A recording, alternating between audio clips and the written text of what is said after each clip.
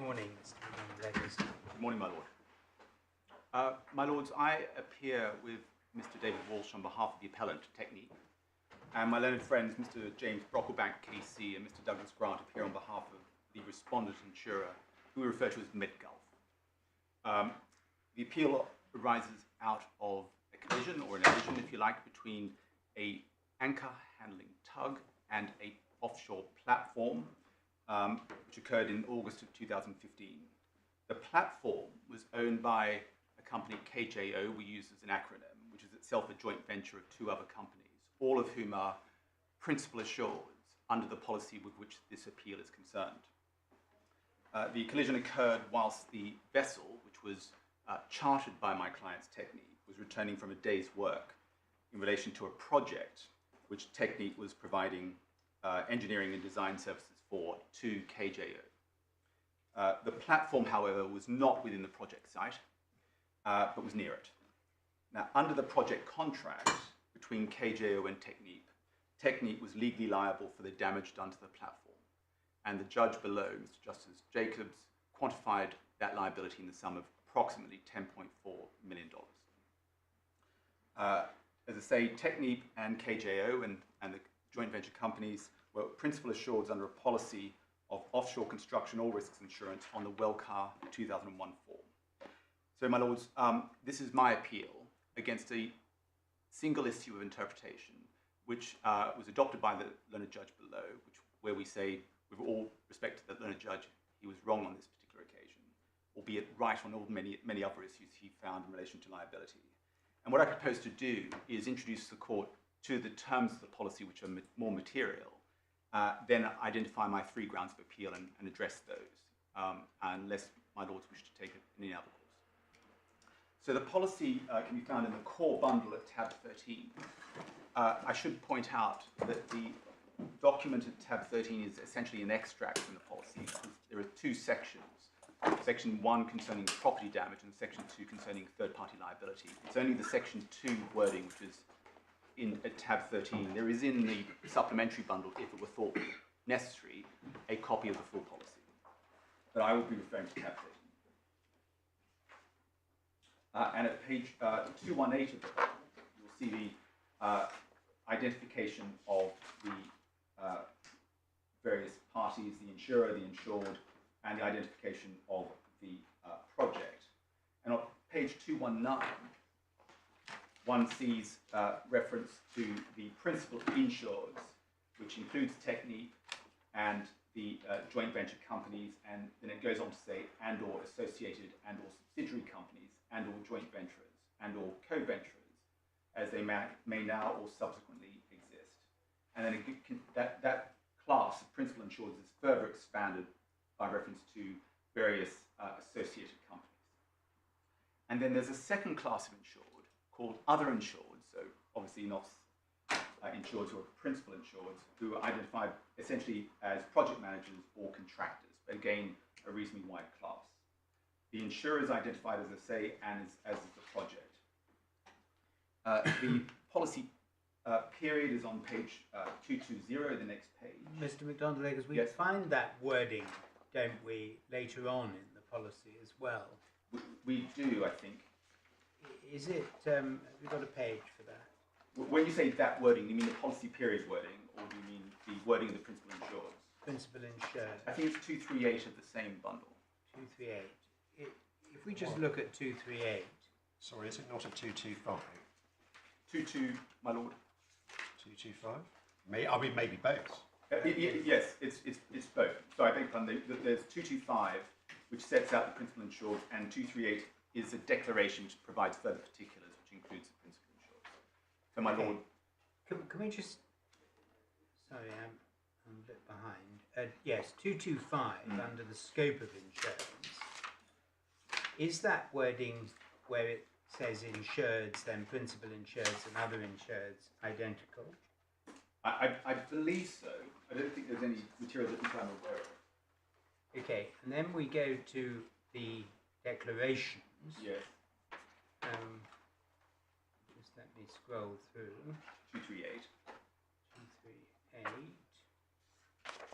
238. And that wording is not identical, am I right? Because instead of the heading principal insureds, it says principal insured bracket S. Yes, correct. Is there any other difference in the three formulations? Not to my knowledge. Could your juniors do me the great favour of confirming that? Of course. That is the only difference. That's my and do you say that is of any significance at all?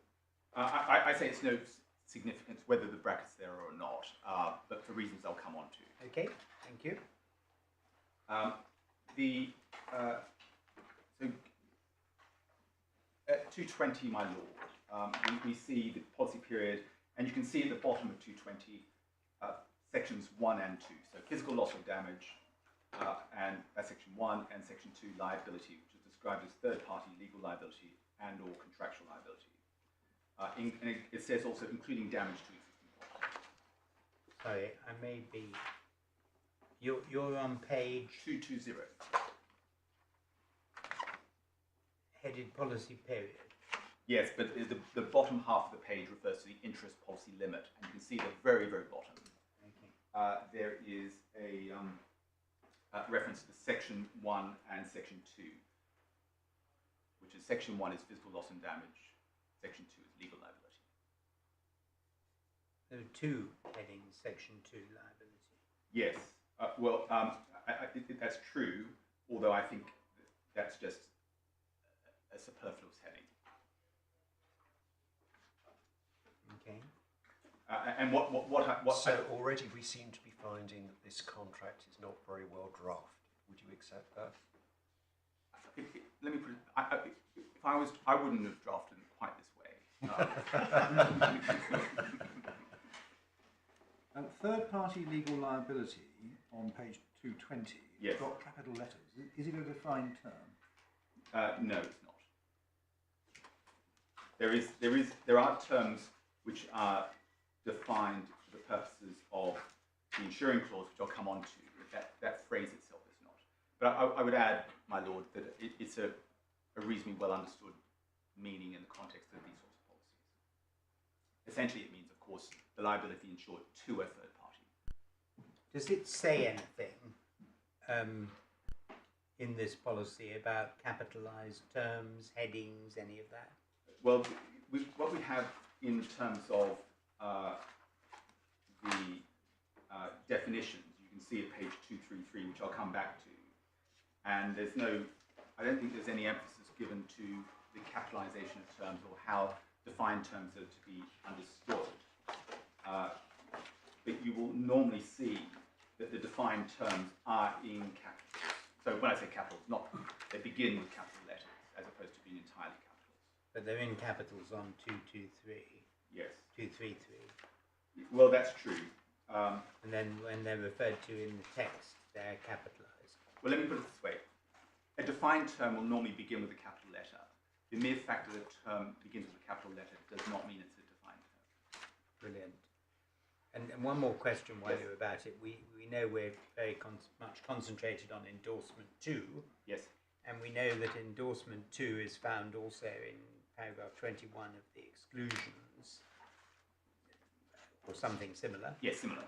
I know that the judge gave you permission to appeal on the grounds that there was some other reason for having an appeal heard, on the ground that this was a standard form policy that had attracted a lot of attention and was widely used in the industry. Yes.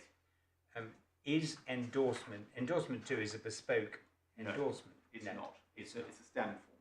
It's what? A standard form. And is that because it is always in paragraph 21, or is it because it is just a standard form endorsement? It's a standard form endorsement which can be bought or not bought by the insured as they choose. Right. So if the endorsement is purchased, then that will be normally in its form. I mean, there's a schedule in the endorsement which is bespoke in the sense of it will be dealing with the particular project at hand. But then actually the wording which we're concerned with is a standard form. And it's for example, it's commented on in 2 of the textbooks which are for the court. And you'll show us those textbooks. I will. I will be in relation to one. The other one's obviously a well-respected textbook in relation to the area, but in relation to both those textbooks, they don't grapple with the issue which we're really dealing with at the moment. But I will certainly be taking my Lord. That's no doubt why we're here. No doubt. Thank you. So if we can go, my Lords, you can see for the page 222, just so you have a sense of the structure of the entire policy. There is a table of contents, which refers to the scope of the insurance, which includes the definition of insureds. There are various general terms and conditions, which I'll take you to one or two of them. On page 223, you see reference to section 1, which is physical damage. And under this section of the policy, it's not insured. It is insured under section 1 of the policy. And then we have section 2, liability. And references it. I'm sorry, I didn't quite follow that. Right. It says not insured here under, but... It's not insured under section... I know it sounds very odd, but section 1 is not insured under section 2. But there is a section 1 insurance under the policy as a whole. So it's a 225-page policy. And the bulk of it is not here, but the first number of pages belongs to section 1. And the way it's structured is, if you look at section 1, it refers to section 2 not being insured hereunder. And when you get to section 2, it refers to section 1 not being insured hereunder. But there is a section 1 and a section 2. So, in translating what you've just told me, Yes. do I understand that the sense is that they're mutually exclusive? I wouldn't say they're mutually exclusive at all, but they have their own terms of cover. There may be All right, circumstances. so perhaps a better way of putting it would be separate and distinct. They're certainly separate and distinct in the sense that section 1 is what is sometimes described as a first-party property insurance, and section 2 is a third-party liability insurance. Thank you. And then if I can take you to the page 225, which we have been to already, we can see the definition of insureds, but what I'd like to just focus on is the scope of the insurance. And you can see under the heading scope of insurance, it says applicable to section 1 and section 2, but section 1's being crossed out. You'll see the corresponding page in section 1 has section 2 crossed out. So it's the same scope of the insurance. And it says subject to the insuring agreements, etc. This insurance covers the following activities undertaken in the course of the project, identified in item 2 of the declarations, provided such activities are within the insured values. Covered activities include, but not limited to, design, engineering, management, procurement, supply of all materials, fabrication, construction, and it goes on. And the next paragraph, the policy states, the policy shall be deemed to be a separate insurance in respect of each principal insured hereunder without increasing underwriter's limits of liability. And we say that's a significant provision, which I'll come back to. We've seen the definition of insureds already. Then you have the insuring agreement, page 231. So this is the promise by the insurer of indemnity under clause 1, which is coverage. Underwriters agree, subject to the limitations, terms, conditions, and exclusions herein, to indemnify the insureds for ultimate net loss, which the insured shall be obligated to pay by reason of liability imposed by the insureds by law and or express contractual liability for bodily injury or property damage caused by an occurrence, provided always that the occurrence takes place during the policy period and arises out of the activities described in the scope of insurance section hereunder. They're the covered activities. And you will then see at 233 some of those terms defined.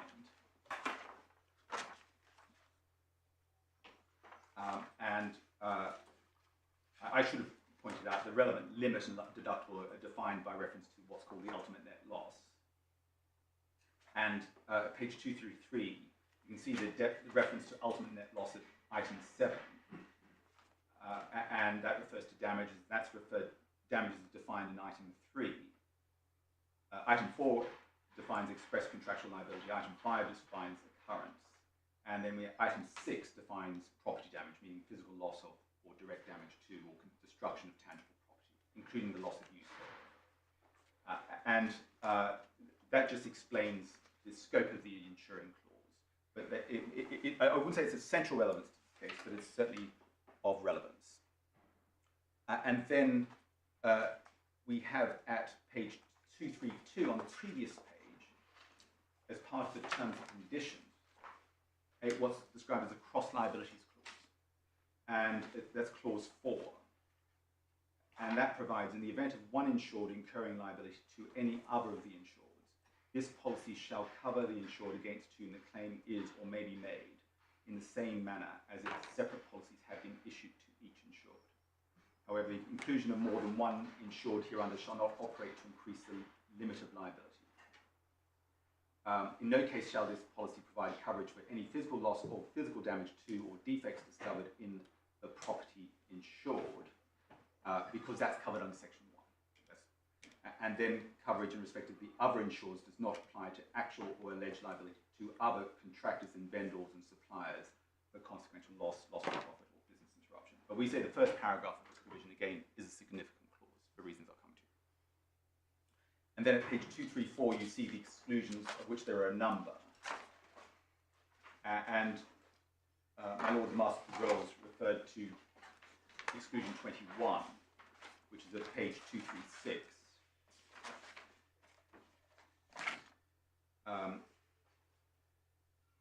And you can see there that there's an exclusion in relation to actual or alleged liability for damage to or loss of use of, and then there are 3 classes of property. And of course, it's in a sense it's corresponding to the endorsement which we're going to come on to, but it's not precisely the same, because it refers to insureds, which includes other insureds, whereas the endorsement refers only to the principal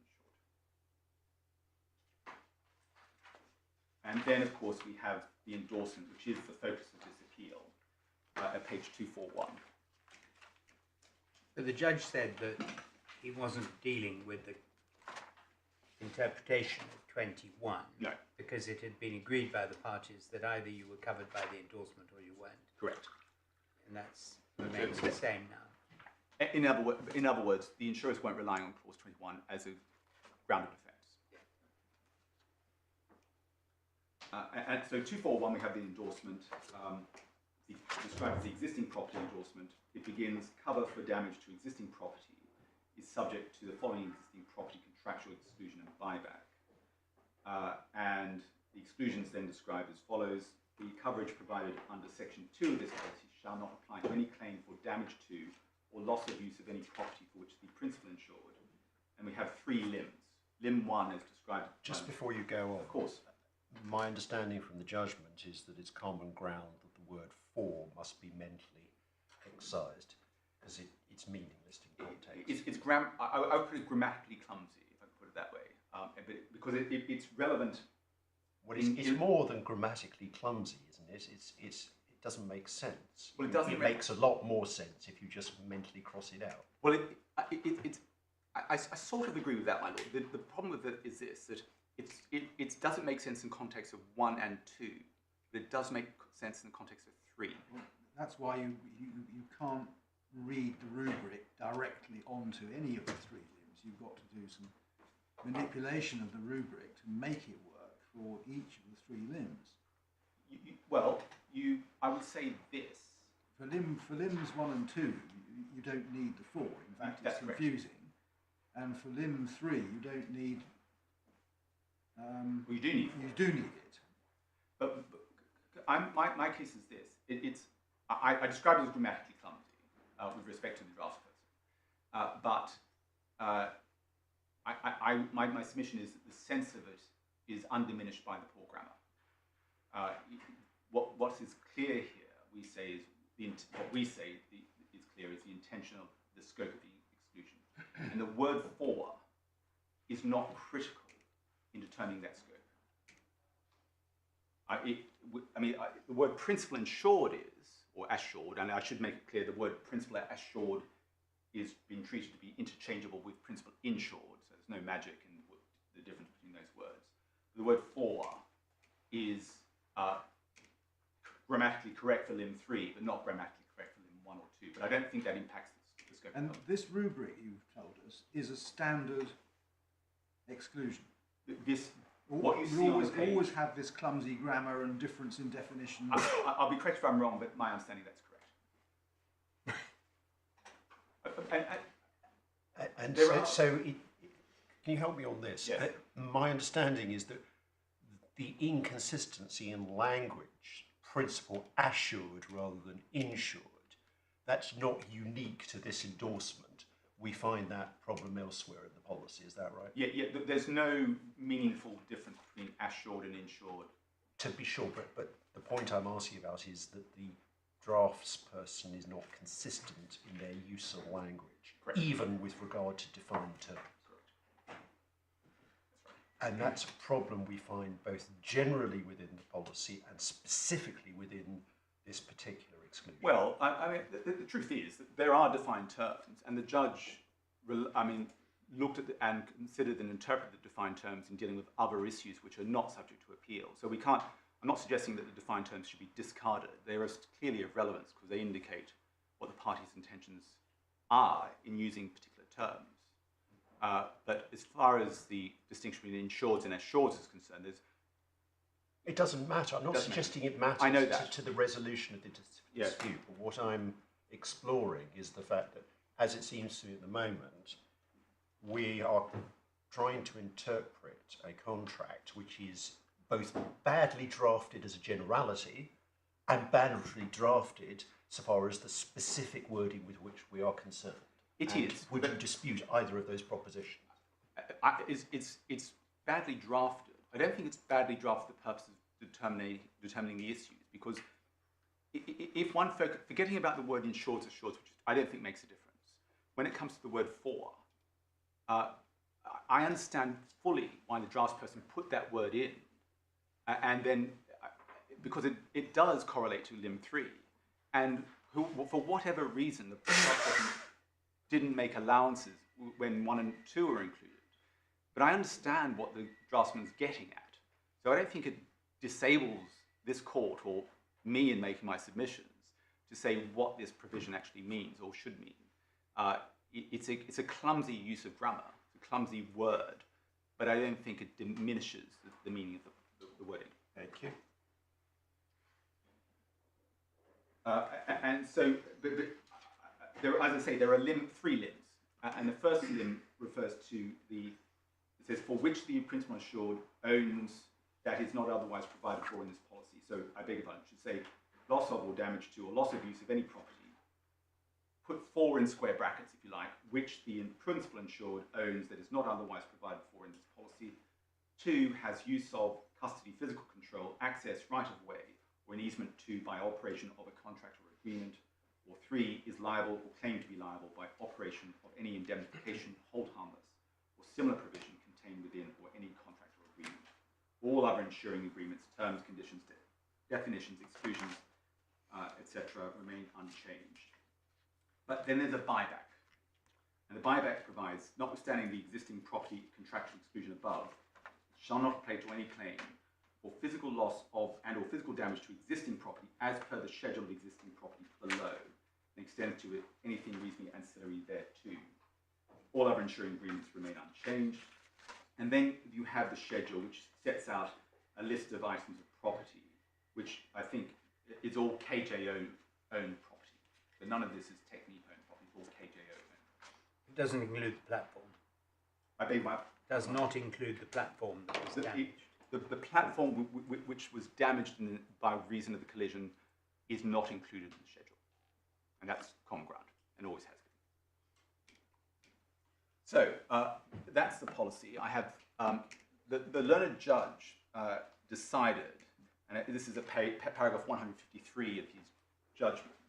And the reference, that's core bundle page, tab 6, page 116.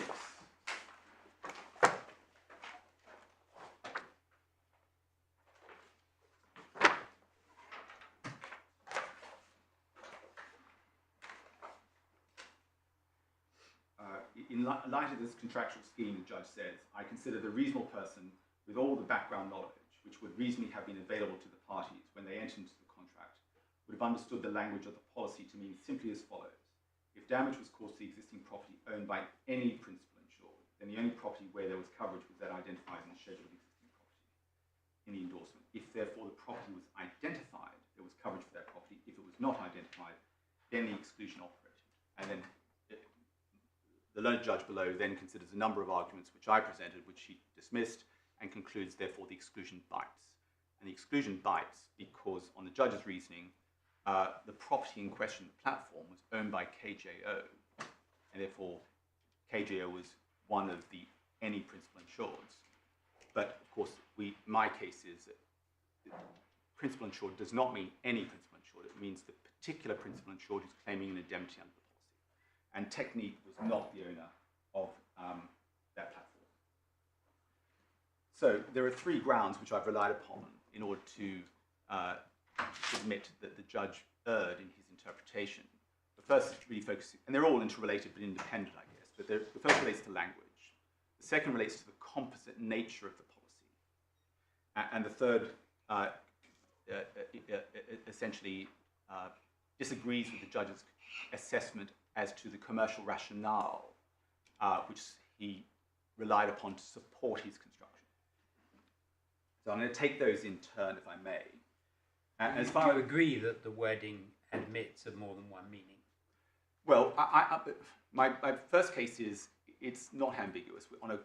If one undertakes the full iterative construction, if, however, I'm wrong about that, and at the end of that process, the court were to say there were actually two opposing alternative meanings, then I would submit that the court ought to adopt the meaning which is afforded by my clients on the grounds, amongst other things, on the grounds that even though nowadays, since the Supreme Court's decision in impact funding, there is no longer a contra proferentum approach adopted to exclusion clauses in an insurance policy, automatically, there is still some scope, but there is authority to the effect that if the effect of one interpretation is to deprive an insured of substantially the whole scope of cover, then the court's entitled to adopt the other interpretation.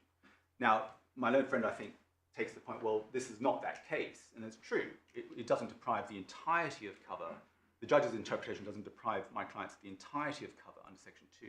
But what it does do is deprive my clients of the entirety of cover for a particular class of risk, which is liability for property damage in the circumstances of this case. And we said that is sufficient to allow the court to opt for my interpretation. But I want to make it clear my primary case is this is not a case of ambiguity. But on one analysis, there are three meanings of these words. Principal assured means all the principal assured means all the principal assureds as defined. 2, it means what you say, and 3, it means what he says. True. Yeah. And of course, my submission is that I'm right. But, I'm astonished. So, my lords, the principal interpretation weren't in dispute, except possibly for the last point which I addressed, which is how any ambiguity might be resolved. As I say, Lim 1 is relevant for this appeal. Lim 2 was never been relied upon by the insurers, but Lim 3 was relied upon below, and the judge held that it was not applicable, not because of the definition of principal insured, but although that's relevant, as I'll come back to, but because this was not a case where the Technip had incurred a liability by reason of an indemnification clause, as defined, as referred to. So the judge said that was not relevant for these purposes. So my submission essentially is this, that the word the principal insured is important, because what it doesn't say is any principal insured, which is the meaning opted for by the judge. And of course, I can understand the riposte might be, well, is there really a difference between the and any? And I say there is a large difference, and this was obviously a difference which appealed to Mr. Justice Ricks as it then was, in a decision I'll come back to momentarily. But we say it's significant. And it doesn't say principal assured, it says it's a singular, principal assured. And where one... Well, on that point, yes. do you say that singular does not include the plural here? In this context, yes, I do. And I appreciate that's your submission, but can you just explain to me why you say that's so? Because the singular is used, and when in other provisions where a plural is intended, the plural is used.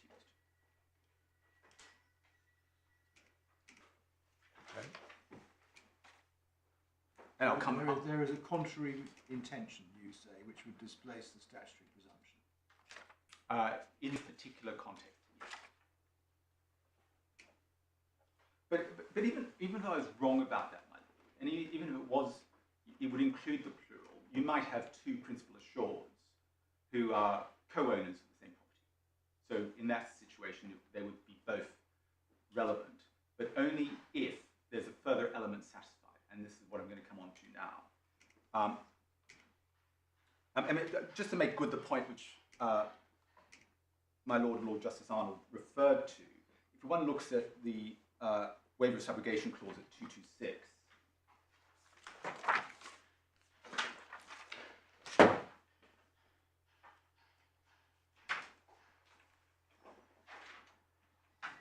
now it's not unusual, and the Court of Appeal has considered this within the last year, but it's not unusual for a policy of this sort when one has, which is composite, insuring a number of insureds, for the underwriters to waive rights of subrogation against other insureds. And what we have here is a waiver of subrogation, which says the underwriters agree to waive rights of subrogation against any principal insured, open brackets, S, close brackets, and or other insureds, open brackets, S, close brackets. So here we've got the words any, and we've got the relevant plural being opted for because it's relevant in this particular context. So what I would say this means, and I should make it clear there's a whole body of case law interpreting this sort of waiver of subrogation clause, but what it is intending to do is to waive the insurer's rights of subrogation against all relevant principal insurers. And I say relevant, and what that probably means is any insured who actually has a claim for indemnity under the policy. But that's not necessary to be considered for the purpose of this appeal. Okay, well, I take your point that looking at clause 3, that shows that the draftsperson is capable of using inclusive language, which would includes both the plural and the singular. Yes. But if we look at clause 2, subrogation, it says any person or other entity other than principal assureds and other assureds. So do you say that excludes the singular?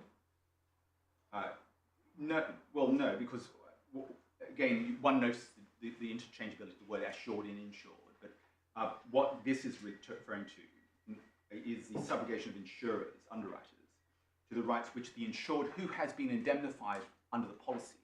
So this is the claimant insured. So any rights that particular indemnified insured has against any other insured, whether singular or plural. So that insured might have a claim against one insured or multiple insureds. But, and then we have issues of subrogation there.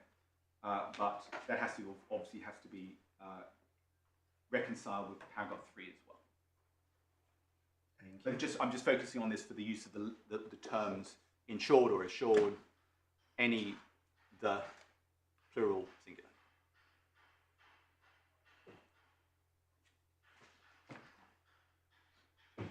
So now going back to page 241, the endorsement.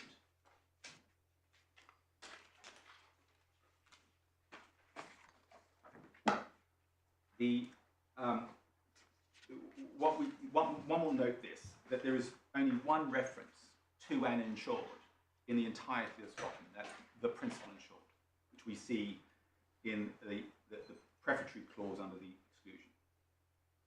And the word the principal insured is immediately preceded with the words claim for damage to or loss of use of any property. And then as far as limb 1 is concerned, it's followed by the words owns that is not otherwise provided for in this policy. So there's a reference to the claim for damage to property, followed by the principal insured's relationship to that property.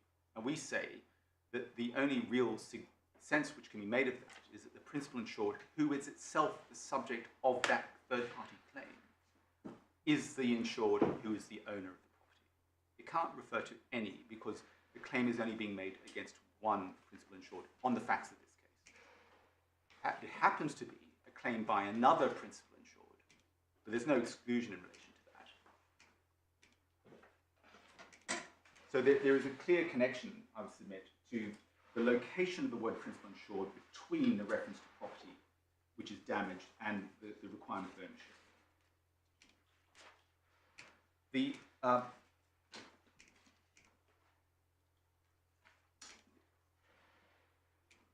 The next point which I want to make is that if the judge, and I should take you to the judge's decision of paragraph 178, core bundle tab 6, page 121.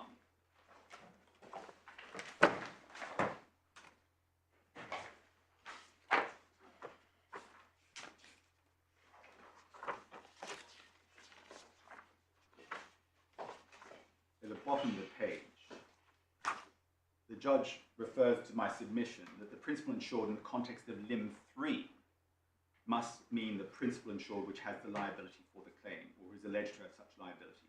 And he agrees with this.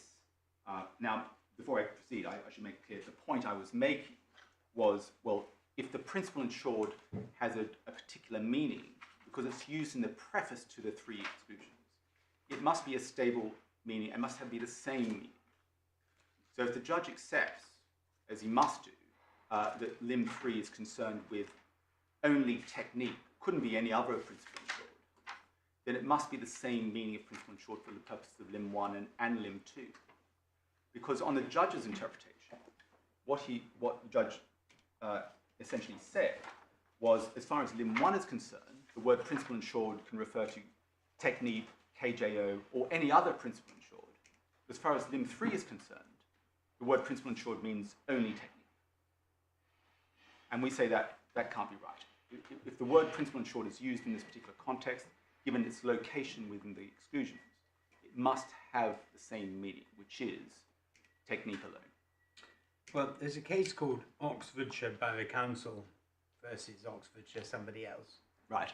where Lord Hoffman said that wasn't necessarily the case, and terms did not have to have the same meaning in different parts of the contract. Now, I understand that I think the facts of that case related to the same word being used in different clauses to mean different things, but it's not absolutely clear that you can't have a governing part of a clause where a word will bear different meanings. I mean, of course I get the power of your point, but I don't think it's axiomatic that it could never be what the judge found. Well, I mean, with respect, I think when it comes to, I agree with you, my lord. I think when it comes to principle of interpretation, nothing really is axiomatic. Never say never. No.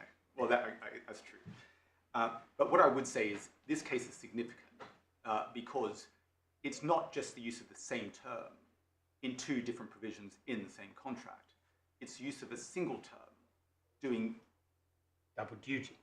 So what in the same clause. One might be said against you is that this is where the significance of the word for comes in, because plainly the draftsman was trying to get the governing words before the 3 limbs to do double duty, and plainly the draftsman failed. It was sort of lazy drafting, because if you try and redraft this clause, making it make grammatical sense with the word for used correctly, you actually have to make it much longer and different. I agree with that, although I don't think the word for, even one that makes allowances for, my allowance would be just to ignore it when you don't need it and have regard to it when you do. It's as simple as that, and that requires as least work as you could possibly imagine. Then it might be said against you, well, if you can do that for limbs 1, 2, and 3, recognizing that 4 is there for limb 3 and absent for limbs 1 and 2. You Well- can make principal assured mean different things. I would disagree with that, my lord, for this reason, because I think the word "for" in this context, for all its clumsiness, is doing very little work. The word "principal insured" is an essentially important term in the scope, in the context of this exclusion. It's not actually for, it's for which. Correct. I'm sorry. Well, but everything I've just said applies to the words "for which" as much to "for." So, Anyway, I mean, I think it's fascinating, really, but it is, as my lord said, symptomatic of it being a fairly badly drafted. it is, but as I'll just repeat, I don't think the poor grammar diminishes the sense which we say ought to be extracted from the words used. Well, we have to take poor grammar into account. I'm not saying it's irrelevant. See the authorities. No, I'm not saying it's irrelevant. Yes. And just in relation to the Oxford County Council, I mean, we identify in our skeleton at paragraph 38.2, it's not in the bundle, there's a decision of Buckinghamshire County Council against Bernardo's in the Supreme Court, which supports, at least as a matter of principle, non-axiomatic principle, that where the parties use a particular term, and I would say particularly in the same clause, once, it must have the same meaning in relation to both limb 1 and limb 3.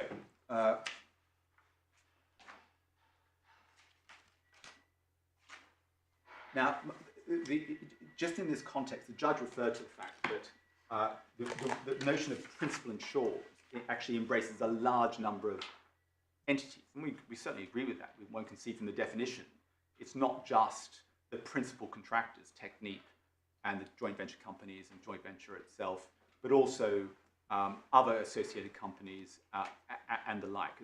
It's a very, very wide class.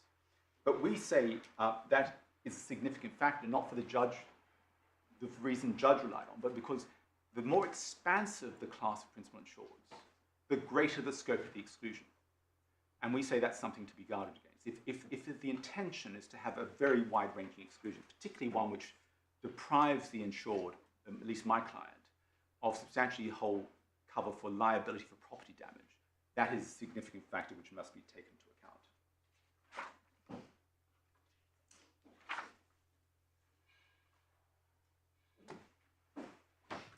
Now, I think just going back to the distinction between limb 1 and limb 3, I think my learned friend takes the point, well, limb 1 is actually concerned with property, whereas limb 2 is concerned with the basis of liability, but we say that's an irrelevant consideration. What's important is the fact that this is a liability insurance, and this is an exclusion defining what types of liability are not covered.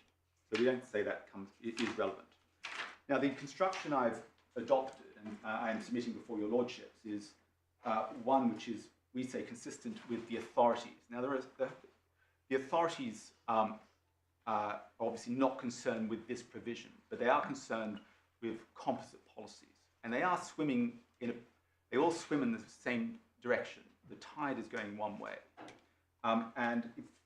With respect to the learned judge below, the decision of the learned judge below is going in the opposite direction. And so is this ground 2 now? No, not quite, because what I want to, ground 1 and ground 2 cross over, because what I would like to take my lord to now is the decision of Mr. Justice Ricks, as it then was in Arab Bank against Ureg, where Mr. Justice Ricks then referred to construction and then referred to the composite nature of the policy. So I suppose we're in a crossing ground at the moment, going from 1 to 2. And you can see this referred to, my lords, in the bundle of authorities, tab 2.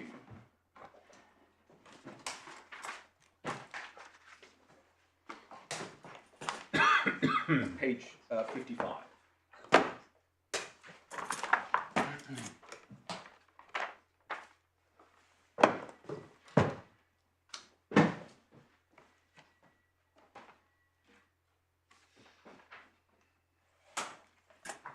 Again, this was a professional indemnity or liability insurance,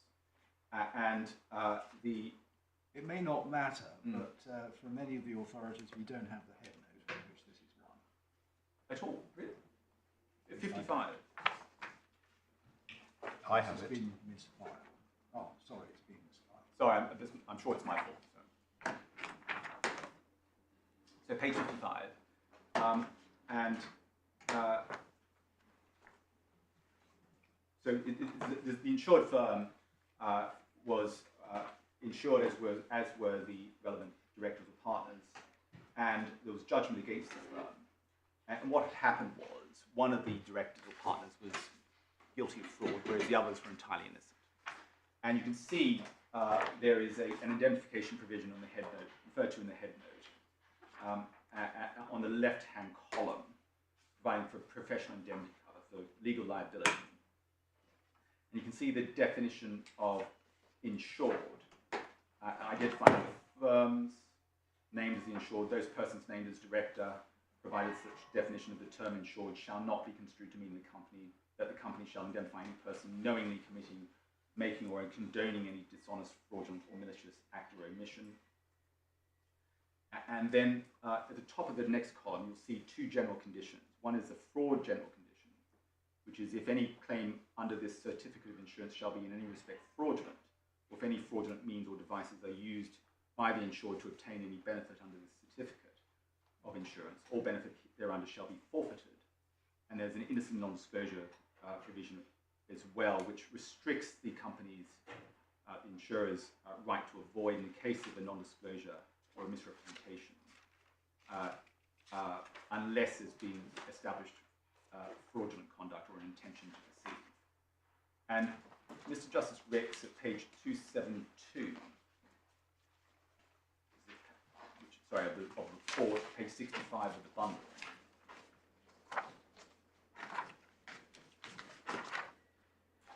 was basically considering the question, what impact did the fraud of the fraudulent director have upon the claim for an indemnity by the innocent directors? And at the top of the first column, Justice Rick says, in my judgment, there are three interlinked questions which have to be resolved. One is the question of construction, one is the question of the conceptual analysis of the nature of the composite policy, such as the one before me, and the third is the question of attribution, which doesn't need to concern us. Because the three are interlinked, it's not easy to know which is the one to start with, but probably the order in which I've mentioned them will do as well as any other. The question of construction, the essential question of construction, is whether the policy will respond in the case of the dishonesty of any of the insured in favour of another insured who is not complicit in that dishonesty.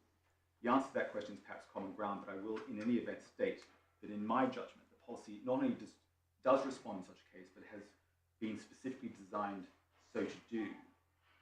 And then Mr. Justice Ritz goes on, the policy does not deal specifically with the dishonesty of an insured, save possibly to include an express term, which would otherwise be implied, so that fraud in the making of a claim would render the policy forfeit. It is likewise implicit in the nature of insurance that a loss caused by the deliberate dishonesty of an insured is not covered. This is reflected in section 55, 2A. And in the next sentence, even so, it's implicit in the nature of the composite policy that one insured is not prejudiced by the dishonesty of another, provided the other is not a joint insured. And then the next page, 273, page 66 of the bundle,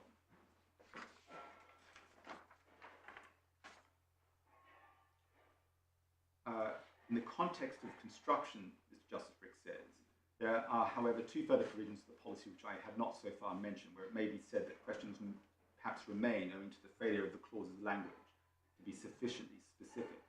The first is the fraud forfeiture provision at General Condition 1, and the other is the innocent non-disclosure provision at General Condition 2, and we saw those replicated in the head note. In neither case is it made clear by the terms of those clauses whether the clause operates for and against each insured separately, or whether dishonesty on the part of any insured, whether in the making of a claim or non-disclosure at the time of making the contract, renders the policy liable to forfeiture or avoidance once and for all. These questions of construction closely bound up with the analysis of composite policies and rules of attribution. I shall approach them initially as a matter of pure construction. And then Mr. Justice Ritz recites General Condition 1, which we've seen already. And he goes on, it seems to me that the clue is to be found in the words, or if a fraudulent means or devices are used by the insured. If one insured is innocent and another guilty, it seems to me that those words can apply only to the guilty insured. It's only the guilty insured who can be the insured for such purposes. For where an insured is innocent, it cannot be said of him that fraudulent means or devices are used by the insured. If therefore the underwriters had intended to forfeit the policy against all insureds, the innocent as well as the guilty, then they should have drafted the clause, at least in terms of if any fraudulent means or devices are used by any insured, it is, I suppose, a possible, albeit unlikely and exceptionally draconian remedy for which underwriters might stipulate that the whole policy should be forfeit for any fraud by any insured. As the authorities on composite policies cited above demonstrate, the court will not, in the ordinary case, construe a composite policy as being rendered potentially valueless, let alone completely destroyed by the fraud of only one insured. Therefore, if they wish to stipulate for such a draconian remedy, they should make it clear. So the reasoning is that the words "the insured" mean the relevant insured. Correct. And we say the relevant insured in the context of the exclusion, because what we're talking about, I appreciate this is a fraud case, and in many respects, fraud develops its own principles, but fraud is a disabling factor. It disables an insured who is fraudulent from making a claim under the policy. What we're talking about in the context of an exclusion is another disabling factor. What is it which deprives an insured of cover? And the relationship here, which is identified as a disabling factor, is the ownership of the relevant property for which a claim is made because it's been damaged. And therefore, and for reasons I'll come on to in a moment, therefore, the natural meaning, and bearing in mind the composite nature of the policy as well, is that when it refers to the principal insured, who is, I say, the target of this third-party claim, should also be the very same principal insured who's the owner of the property, because it's a disabling factor. So the composite nature of the policy, but also the language of the policy, we say, contributes to the notion that there is a very specific meaning to be attached to the word principal insured in this context. And I won't take my lords to it, but it's just worth noting at pages 277 and 278 of this judgment, where Mr. Justice Ricks deals with the issue of composite policy. But I don't need to, because the principles adopted by Mr. Justice Ricks have now been adopted by the Court of Appeal, and I'll come to, I think, a decision of the Court of Appeal in that context momentarily. So we say that the use of the word "the principal insured" is significant because of its location, because it's only used one time in this exclusion. It identifies a relationship between the property which is damaged and which is the subject of the claim and the question of ownership. And my lord, the learned judge below, we say, didn't take into account sufficiently the notion that the word principal insured has a different meaning on his construction, having regard to limb 1 and limb 3.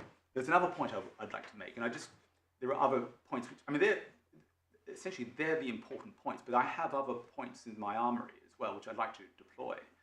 The first is this, that there are a number of exclusions, which we'll see, and I'll just give you one. This is page 234 of the core bundle.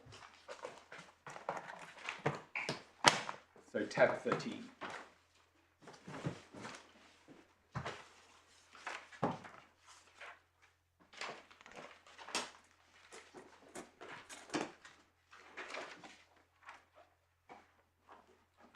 And you'll see the exclusions begin at the top of the page. It's the insurance afforded by this policy does not apply to actual or alleged liability. And then paragraph 6, to an insured's employees, whether the insured is liable as an employer or in any other capacity. And then it goes on. And so what that plainly does is referring to a liability incurred by an insured as an employer. So the mere fact, for example, that KJO may have employed someone and Technip incurs a liability to that person doesn't mean that's Technip being referred to. It must be referring to the employer, because it's talking about essentially risks which are covered by an employer's liability insurance. Now, why is that relevant? And I can take you to other exclusions which have the same meaning. It's relevant for this reason, because unless one has, as I say, a stable approach to interpreting the word "the insured" or "the principal insured," both in the exclusions and in the endorsement, the parties will be left with this uncertainty as to what they're actually referring to in each of these exclusions. Is it referring to any principal insured or any insured, or is it referring to the insured who has the specified relationship with either the employee or the property? And we say the parties must have at least objectively intended, that a stable interpretation be given to the words the insured or the principal insured.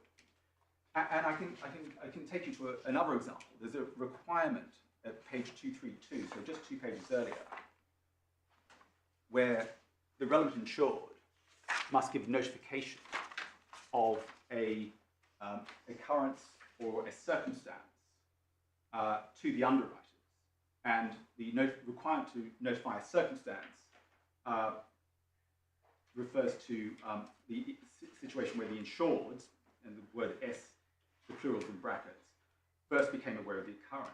Now, although there's no authority dealing with this point, when it comes to notification provisions, this is normally referring to the insured who is making a claim under the policy, not any principal insured. So you could have a scenario, on the facts of our case, where KJO was aware of something, but it's not making a claim under the policy, and it therefore has no need to actually notify the underwriters. But the insured who wishes to make a claim under the policy does bear that obligation. To expand that obligation to embrace other insureds would be, I'd say, unlikely, because it wouldn't be intended, but also would act potentially unfairly. So, and if there are scenarios where you are intending to say any insured or any insureds, you will have provisions like the waiver of subrogation clause, and there's another provision, which is a cancellation clause, which allows the principal assured to cancel, or the named principal insured to cancel the policy on behalf of all insured. So making it clear what is being referred to, and that's at page 228 of the bundle. Now, what we do say is this: what's the purpose of the exclusion? And indeed, all these exclusions, and we say the reason why the principal assured referring to must be the against whom the claim is made must be the owner of the property. I mean, it can't be any other principal insured. Is because in these sorts of cases, there will often be other forms of insurance. So assume it was KJO who was liable. It would normally have its own insurance in relation to its own property. And this is a point made by Mr. Reed, KC, in his book on construction liability insurance. It's in the core bundle, sorry, this authorities bundle. I believe it's at tab 11.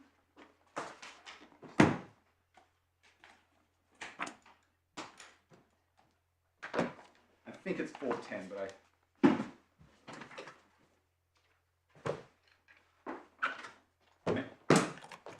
if you've got Read up, the page number of the book is page 810. I'm sorry, I'm a bit uncertain about the page number in the bundle.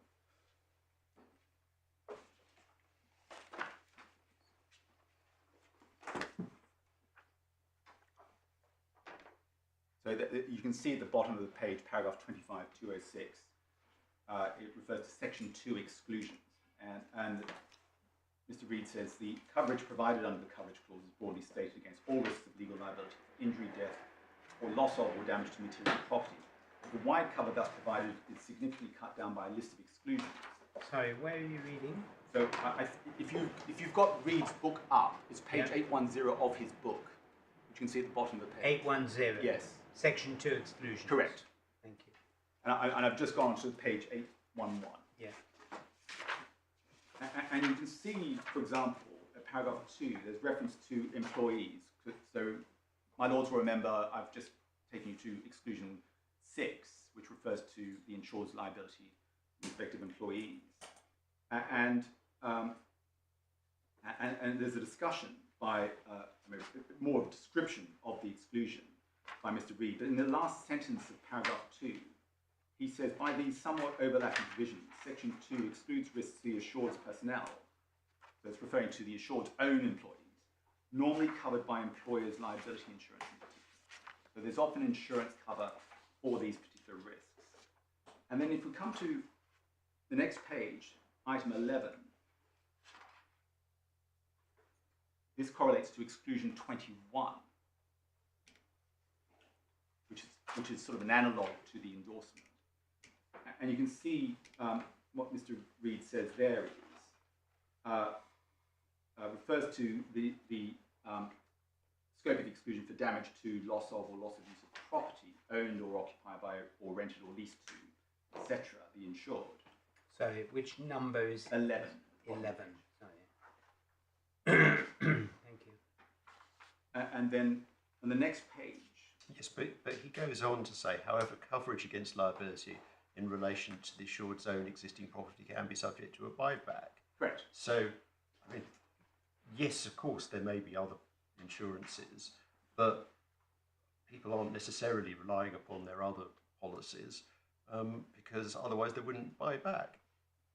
Well, I mean, it's not unusual, for example, for there to be double insurance in relation to that. Well, exactly. But the reason suggested by Mr. Reid for the exclusion is in the previous sentence, before the last sentence, he says, these exclusions reflect the expectation that the property will be covered by the assured's other property insurance. Now, in the particular case before us, Technip won't have insurances in relation, property insurance in relation to the platform because it has no relationship with the platform. But of course, KJO would. So we say that's obviously a significant matter. Now, another point to be made is that. I mean, just help me with this, yes. Because one would have thought that if the broker asks them to fill in a list, a schedule of property they want to buy back insurance for, and they don't fill it in for platform A, B, or C, that they're content that it's not covered. No. No? No, because on my construction, this refers to there's no need for the buyback because Technip. So it's all superfluous, waste of money. No, not at all. Because they paid for the buyback. Sorry, I beg your pardon. They paid for the buyback. Yes, they do, but KJO is also a principal insured. So if KJO incurs a liability, or indeed the other joint venture company incurs a liability, and it relates to the property referred to in the schedule of which they are the owner, then the exclusion won't apply. But the difficulty, the point I wanted to make was this. You've got a scenario where often in these sorts of policies, it's the employer or the operator, not the contractor who takes out the insurance. Here, it's the contractor who takes out the insurance. But if the difficulty with the judge's interpretation is this, that even though Technip may well know what property exists within a particular work or project site, when it comes to surrounding property, it doesn't know who owns that property. And therefore, it's in a very difficult position because if the intention is it must schedule all outside property outside the project work site for which there's intended to be insurance cover, it doesn't know whether or not it falls in the exclusion, because if it doesn't fall, if it's not owned by KJO or any other principal insured, there is going to be cover. So if in this particular case, the platform which was damaged was not owned by KJO or any other principal insured, there would be cover under this policy. Can you help me on this? I understand the point you're making. Yes. And this is just, I suspect my question is occasioned by my own ignorance, but there's an oddity about this type of policy. Maybe you'll tell me it's not odd at all, but at first blush it seems odd to me, which is you have insurance being taken out by one party, your client Technip, and yet under the policy, the beneficiaries of the policy are not merely the beneficiaries of the policy, but defined as principal insureds are a whole bunch of other people who are intended to benefit from this policy. Yes, that's not unusual. It happens with this sort of insurance. It happens all the time. You'll have a wide range. It's not just the major players, if you like, the joint venture company who employ my client to provide services. It encompasses a very wide range of companies. But that's perfectly, with respect, my lord, it's not odd when it comes to this sort of arrangement. But is that relevant to the question of how we look at the exclusion? Because you're urging upon us that the exclusion shouldn't be too broadly interpreted, and I understand that. But on the other hand, given the potentially immense breadth of the coverage, in terms of who benefits from it, one might not expect some correspondingly broad exclusion. I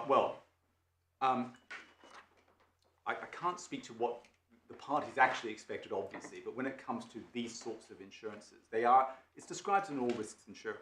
It doesn't matter what, and so the cover is only trimmed by reference to the exclusions. So it's intended to be an expansive cover, and it's intended to be expansive not just by reference to the risk, but also the parties who are insured. Remember, it's not just principal assured, but it's also other insured. It's a very wide class. But the difficulty is, the wider the class of principal assured, or indeed other insureds, if you look at exclusion 21, because that applies to all insureds, the wider that class, the wider the scope of the exclusion, to the point we would say it deprives relevant parties of effective cover for liability for property damage.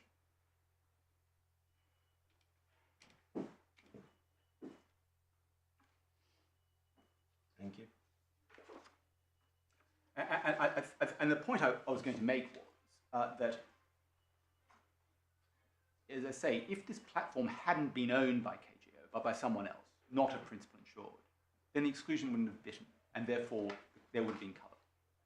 And it just so happens that the insured, my client, may find out after the collision that actually it's owned by the principal insured. It may not have known that at all, because it's not part of the project. And therefore, that puts any principal insured in the position of my client in a very difficult position, because they don't know what cover they will have or not have until after the incident which gives rise to the liability, because they don't know what the full scale of the property which belongs to KJO would be. Whereas KJO doesn't have that problem because it knows precisely, firstly, what property it owns, and secondly, what insurances it has in place outside this policy. I mean, one of the problems is that this is very much the subsidiary cover under this policy, and we're looking only at section 2. It's still an insurance policy, my lord, for which premium has been paid, and one has to recognise that. I mean, one has to be very, very careful in looking at premium issues and how much premium is paid for each item of cover, because no one really knows how the underwriters approach this issue, what the commercial factors are, how hard or soft the market is, how competitive the market is. I mean, these are all relevant considerations. One really, I would submit, can't put too much weight on that factor. Well, we know that the buyback is limited to property owned by KJO. Correct. And as I understand it, that property was identified because a questionnaire was sent by the broker. That's true. So when you've got a policy like this with a number of principal assureds, is the practice to send this questionnaire around to each of them and say, well, what do you want to buy back? Is that how it works? I don't know how the practice works, but I would say, I would imagine that Technip could only have obtained that information from KJO, because that's KJO's information. Yeah. But the difficulty, of course, is as far as Technip is concerned, it's reliant on KJO to provide that information. And of course, Technip may well know what is or is not within the project site. But we're talking about a platform outside the project site. Mm. And therefore, that's going to be information which is not known to Technip unless it's volunteered by KJO. And it makes it, I mean, on the facts of any particular case, it means that the insured person in my client's position won't know whether there's cover until after the event. That seems odd, at least on my submission. And to protect, you can avoid that oddity, what I would call commercial unfairness, by giving the exclusion, the construction which I advocate before this court.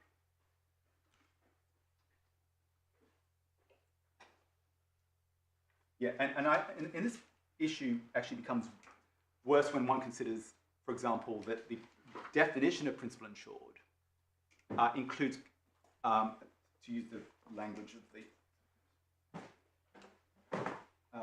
actually refers to not just the named companies, but also associated or subsidiary companies or joint ventures and co-ventures as they may now or subsequently exist. So it's not just covering companies which exist at the date of the policy, but also entities which may come into play afterwards. Well, they couldn't have existing property at the date of the policy, could they? Well, they could, because it could have been bought by them afterwards. There's nothing, I mean, or they could have been a created joint venture to deal with a particular item of property. So the property may well exist. It's just that there's a new owner or a new company brought into being to own that particular piece of property. But the point I'm making is there's no stability as far as the principal insureds are concerned at the date of the policy. And so the exclusion becomes even more, if I can put it this way, whimsical in terms of its approach, depending upon, because someone in the position of Technip won't know whether or not they're going to be covered for a particular event until they find out who actually owns the property. If it's not owned by a principal insured, they're okay. If it is owned by a principal insured other than themselves, then on the judges in construction, the exclusion applies. And that, I would say, is commercially unfair. But what's the point of the buyback if KJO doesn't have to list all the property it wants to be covered, if your meaning is correct? Because KJO may wish to be insured for liability will bear in relation not just to limb 1 but limb 2 and 3 as well for this property, notwithstanding the terms of the exclusion. Because even on my construction, if it was KJO who bears the relevant liability, because they own the property, then their cover would be excluded. But the point is that that's irrelevant, I say, when it comes to Technip's position. Technip is not going to be affected by the fact that KJO... But that's, I mean, it's a composite policy and it has different insureds. Yes. And that makes it difficult to look at it through one end of the telescope. You have to look at it through all ends of the telescope to see what it's trying to achieve. Yes. And, I mean, would you accept that the buyback is broadly unhelpful to you because they didn't specify KJO wanted it to be covered, and so you might expect it to be excluded, since the buyback is the exclusion from the exclusion. If I can put it this way, my lord, I think that the very mechanism to have this schedule supports my construction, because it's the party who will know what existing property they want covered, which they will declare. So KJO will know precisely what property it will want, but Technip won't know, because it doesn't know, for example, that the platform or any other property might be owned by a principal insured. They just don't know. Well, you say that, but they know what there's a limit to how much property you can actually damage. It's got to be in the environ, and this is a field owned by KJO, so presumably most of the structures are owned by KJO. And I can't answer that. I mean, because it's outside the project site. It's in a particular field. Well, it's outside where they're building the toilets and the living accommodation, but it's only a kilometre away, and they know where they're going to be operating their contracting works. I mean, they had works to build as I say, the toilet blocks, yes. and they had works to do other things as well. They knew where that was going on. I mean, you're not telling me they don't have a plan of the area and the field is not documented. No, well, all I can say is, let's take the extreme. Just imagine there was a new joint venture created, which was of two companies which owned particular property, which were not a principal insured, but they are now a principal insured. It would be, I think, very harsh on a person in the position of Technip to say that they've got no cover for damage caused to that property because a principal insured has come into being after the date of the policy, after the date the schedule was created, perhaps even without their knowledge in those circumstances. Well, that's my submission. Insurance is, yes, insurance can have quite hard effects.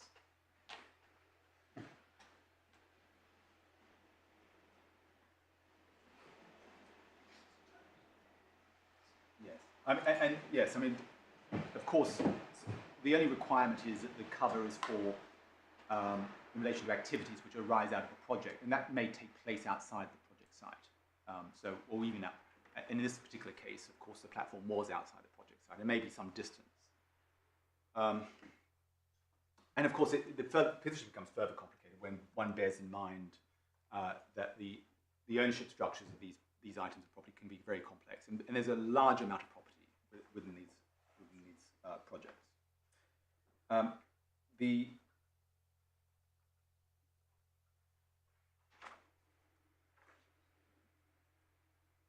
Now, my lords, what I propose to do is address the issue of composite policies. And I think I just need only to take you, I mean, we say this is a composite policy for 3 reasons, and it's common ground, but just for the sake of good order. Firstly, there are multiple insureds. Secondly, you have a provision which states that the policy is deemed to be a separate contract of insurance for each insured. And third, you've got the cross liabilities clause. Now, because it's a composite policy, and I may not take you, I'm happy to take you to it, but the Court of Appeal recently, in decisions called Tuggins against the Royal Sun Alliance, made it clear when one has a composite policy, there is a separate contract of insurance between each insured on the one hand and the insurer on the other. And that's significant, we say, because even though there's one policy document, you have separate contracts of insurance, therefore one insured for each insurance contract. And we say that that influences the construction of any term where the phrase "the insured" is used. But it can't mean, a single word can't mean a different thing in the contract between one insured and the insurer and another insured and the insurer, can it? No, it can't. But my construction doesn't have that, doesn't suffer from that defect. No, but I mean the point about having a single wording in a composite policy is that you're hoist with having a single meaning. Yes. For the particular clause. Yes, but the way that the courts have approached this notion of composite policy, for example, see Mr. Justice Ricks's decision in the Arab Bank against Zurich, is essentially to say that if there is what I call a disabling factor attaching to one insured, that would not, in a composite policy context, should not affect another insured just by use of the word "the insured." Mr. Justice Rick said you should use some other phrase to achieve that end.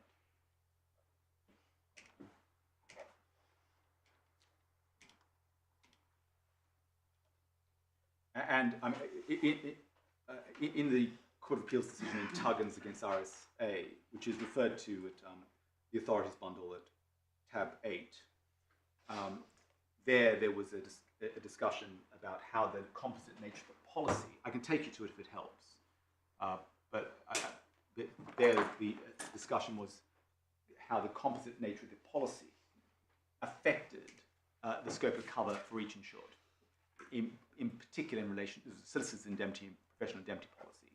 And the issue was whether or not fees paid to the insured could be the subject of a claim under an indemnity policy.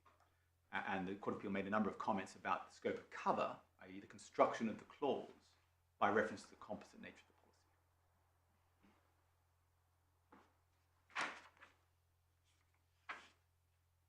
Now, there are other examples of how the composite nature of a policy can affect construction. Now, I appreciate they don't deal with the precise issue which we are concerned with today. But, for example, the decision of Mr. Justice Cockrell, which has been subsequently adopted by Mr. Justice Jacobs, and Mr. Justice Cockrell's decision is in Corbyn and King, where there was an issue as to how one interprets a policy limit in a case where there was a composite policy insuring 3 insurers. And the question was it an aggregate limit, so a single limit applying to all cover, or was it a separate limit for each insured? And having regard to the composite nature of the policy, the judge held it was a separate limit for each insured. We've also seen reference, obviously, the construction of a fraudulent claims clause in Arab Bank. And Mr. Justice Ricks in Arab Bank referred to a decision of the House of Lords in Samuel and Dumas, where the statutory provision of Section 55(2)(a) of the Marine Insurance Act was interpreted, which basically says there's no cover for any loss attributed to the willful misconduct of the assured. And in the composite policy context, the House of Lords said that must refer to the assured who's guilty of willful misconduct, not to any other insured. So the innocent insured, in that, or the insured who's not suffering from the disabling factor, its cover is unaffected by the guilty insured.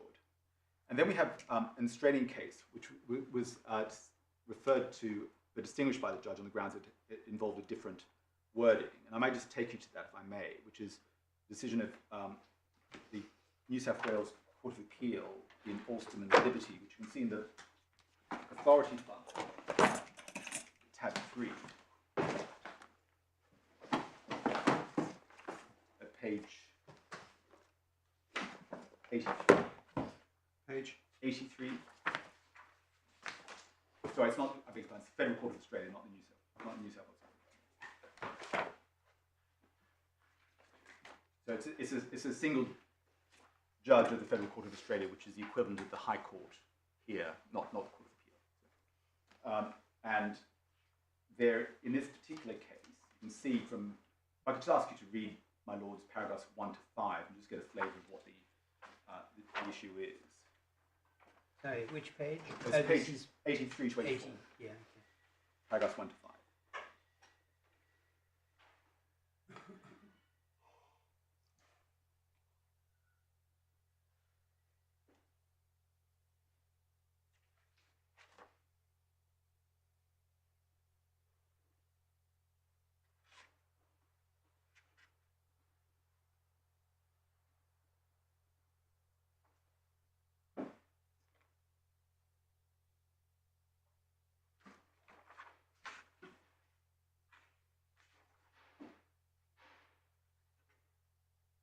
Yeah. So it was a marine cargo insurance cover, and there were two relevant insureds, Alstom and Crumpton Greaves. And Alstom claimed the indemnity for loss of damage to the relevant transformer. And you can see the insuring provision and the exclusion of page 85. So there's all risk cover referred to in paragraph 8. And then there's an exclusion of paragraph 9. And the exclusion, I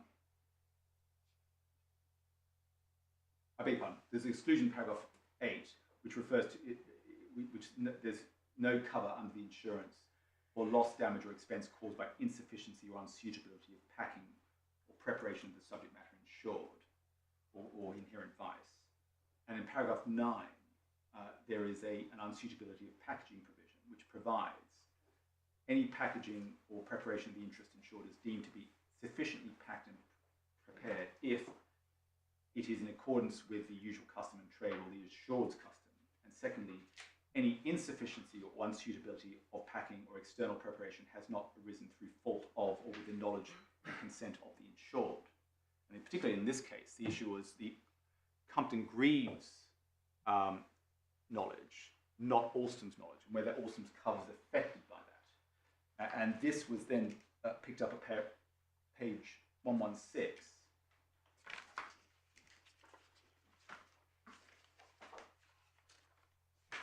At 143. And what the learned judge said was that Alstom, the claimant, accepted that Crumpton Greaves fell within the definition of the insured for the purpose of the insurance policy. However, Alstom contended that the insurance policy was a composite policy, and therefore each of the parties comprising the insured was to be treated as a party to a separate indemnity. It followed, said Alstom, with reference to the insured in subparagraph B of the unsuitability of packaging clause was to be construed as So which paragraph are you reading? I'm sorry? Which paragraph are you reading? 143, my lord. Thank you. So Alstom, in the third sentence, fourth line, it says, it followed, said Alstom, that reference to the insured in subparagraph B of the unsuitability of packaging clause was to be construed as referring only to Alstom. Therefore, said Alstom, it was not to be denied the benefit of an indemnity by reason of Crumpton Greaves' conduct. And then it refers to another decision of Mr. Justice Rex in State and Netherlands and Newell, where Mr. Justice Rex made similar comments about composite policies. And then there's a reference at paragraph 147 on the next page to Samuel and Dumas.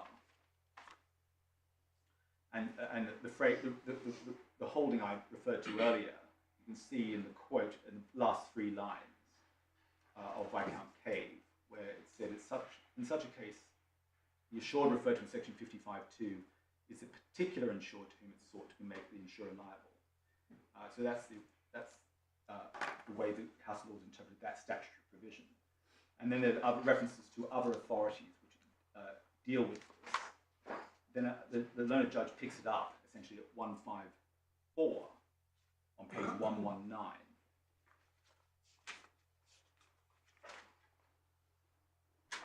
Where the learned judge accepts that this is a composite policy. And there's the paragraph 155. There is the argument put forward by the insurer. And the argument you can see in the last 3 lines of 155 says that is that Alstom could only rely on the unsuitability of packaging clause where the insufficient packing had been carried out by third parties and not one of the parties named as the insured. And then the learned judge goes on to say, I do not accept the respondent's argument.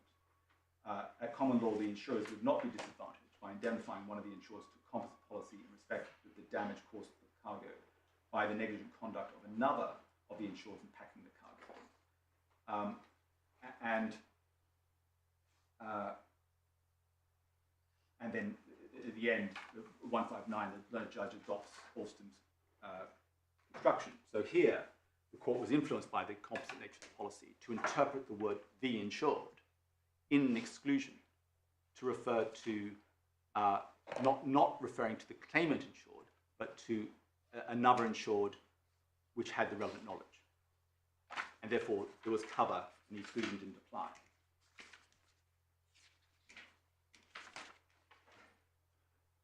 And there, my lords, there is a similar decision, not when I say similar, it's another decision of an Australian court, so the New South Wales Court of Appeal, referred to at tab 7 of this bundle.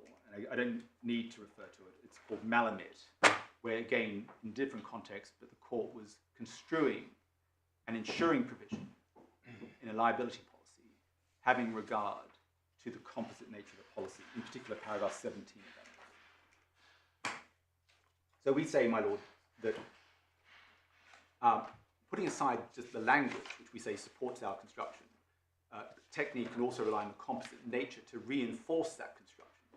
And the authorities which really consider the composite nature of the policy and how they influence construction, particularly when referring to the words the insured, all swim in a particular direction. They all follow a particular tide. And I struggle to think of an authority which goes in the opposite direction, except for except for the learned judge's decision below. So you are, in effect, asking us to imagine a separate physical contract between each of the principal assureds and the insurer, which contains, apart from the definition of principal assured, all the same wording. And if we imagine a contract between Technip as the single insured and Medgulf, when we get to the exclusion, the principal assured can only mean Technip under that imagined separate policy.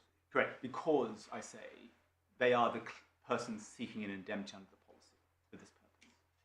So the relationship of the ownership of the property, both based on the language, but also on the composite nature of the policy, must refer to Technip.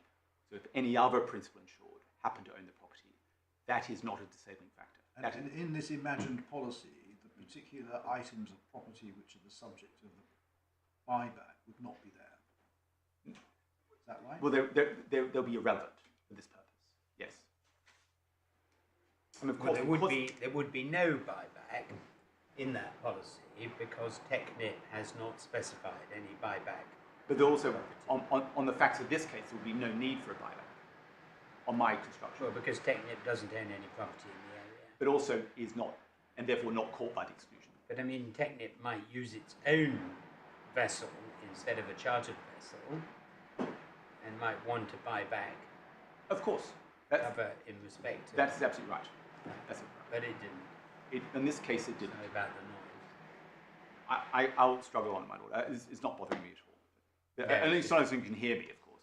Well, that's what I was. Yeah, Okay. that's quite important. I'm sorry, but I hope I wasn't speaking too softly. But No, it's not your fault. This has just started up, but it's. We seem Belliard seems to have an absolutely insatiable demand for building works. Seems to go on every day.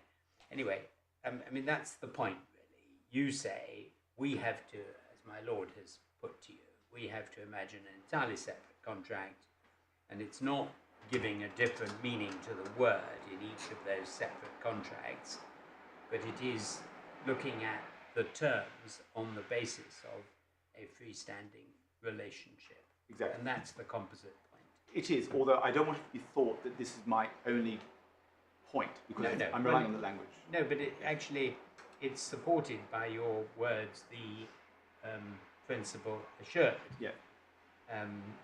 And the different use of the term assureds and assured in different parts of the contract. So you say, of the, and this you say, also negates the need for reading in language, such as the insured who makes the claim. Yeah. You don't need to do that. Don't. And lest it be argued, for example, that, well, the notion of a composite policy is a lawyer's construct, or which in one sense it is, but here, of course, it's not, because we have two provisions. Well, you've got an express deeming clause. Exactly right. So it's clearly something which the parties understand and confront. Yes. And the composite policy is just a label. Here, you've got a deeming provision, and you have to apply the deeming provision with whatever consequences inevitably, and I stress the word inevitably, flow from the deemed state of affairs. Correct. Can I ask you what the judge said about this argument? About composite policy. Can we just look at briefly at what he said to reject this argument? I think it's 160. Sorry? I think it's paragraph 160 of the judgment. It's tab 6 of the core bond. Yeah, starts at 159. Yes. Page 117.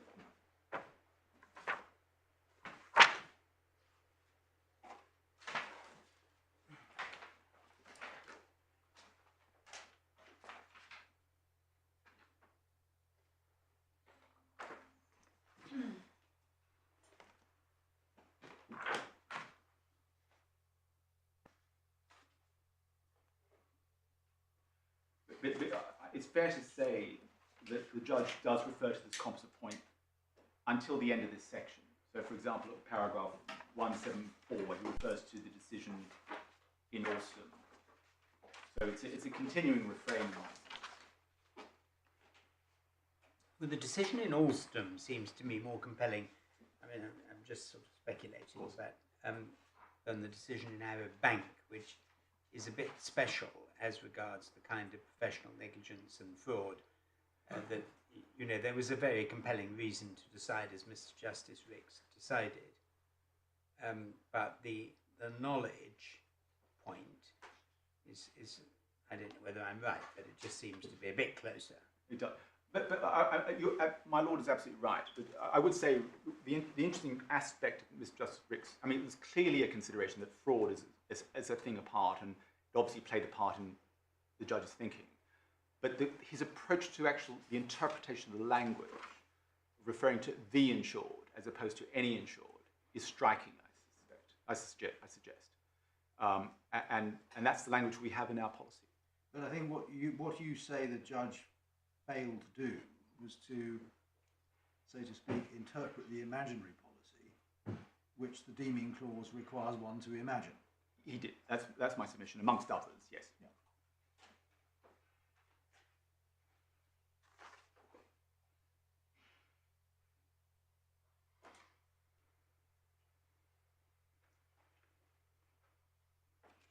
Yes. So I'm going to proceed. I've dealt with the first two grounds of appeal. I'm going to proceed to the third, which is what I call the commercial rationale point. There is a decision of the Court of Appeal in a case called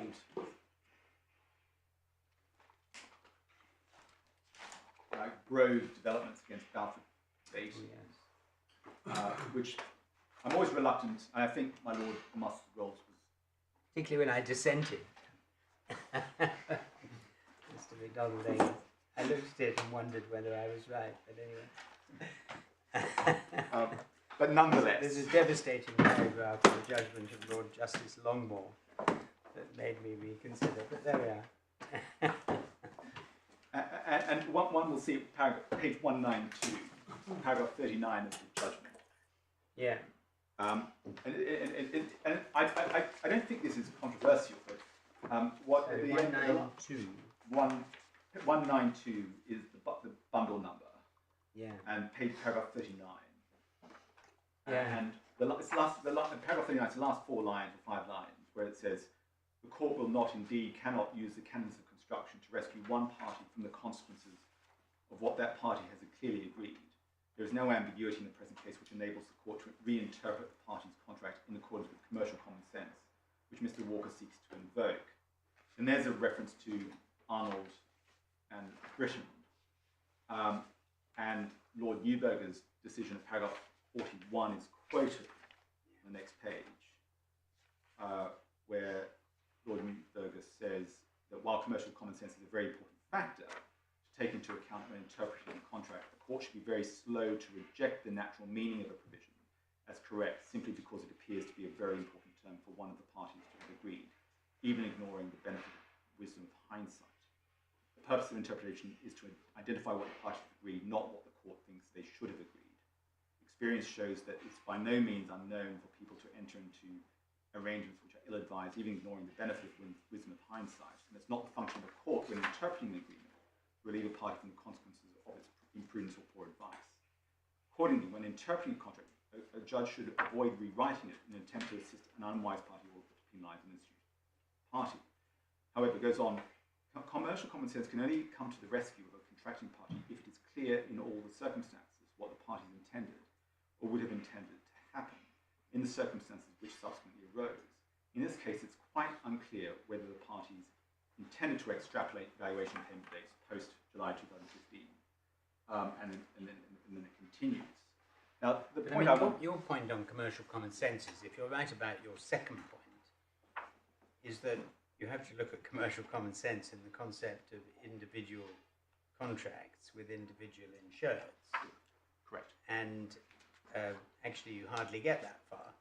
Well, what I would also say, my lord, is this, that really commercial purpose or commercial common sense really only comes into play in 2 circumstances, cumulative circumstances. One is where it's clear what that commercial purpose or sense is, and secondly, where it's actually at odds with the language used in the policy. And we would say that actually it's very... And also, the language has to be ambiguous in the first place. Yes, absolutely right. Your point about it not being ambiguous comes into focus when I questioned it earlier. Because you say, well, it's not ambiguous if you read the composite policy in the correct way. Correct. But of course, even if it is ambiguous, you still need to have clarity of what that commercial purpose is. Sure. And I think my concern is this, that the judge identified in his judgment, he was, and again, with all respect to the learned judge below, but there are continuing references to commercial rationale or commercial sense throughout this section of the judgment. And when paragraph 165 of the judgment, at page 118, called bundle number, tab number 6,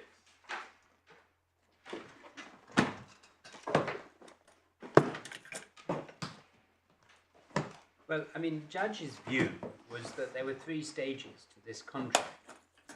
And he said there was coverage, exclusion, and buyback.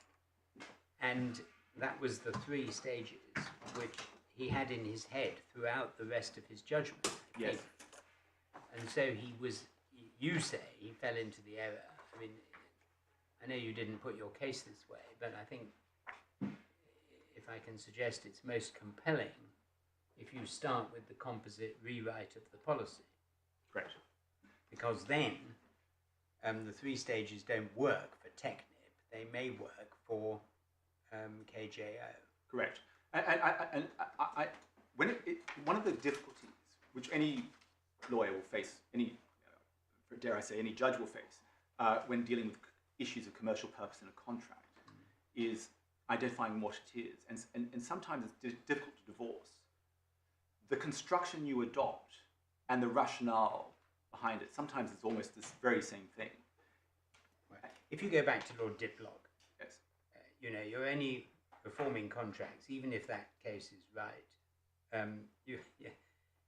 The contract must be made to accord with commercial common sense. It yes. can only be made to accord with commercial common sense if it's absolutely clear what commercial common sense Correct. is. Correct. As it was in that case. Correct. And we're not in the business of rewriting contracts to make them better for one party or the other. So. No, and there are a number of factors which come to play here. And one of the factors relied on by the learned judge below was that actually the schedule refers to KJO's property, and actually there are a large number of principal insurers, and but that I suggest doesn't tell you very much about the commercial purpose of this endorsement.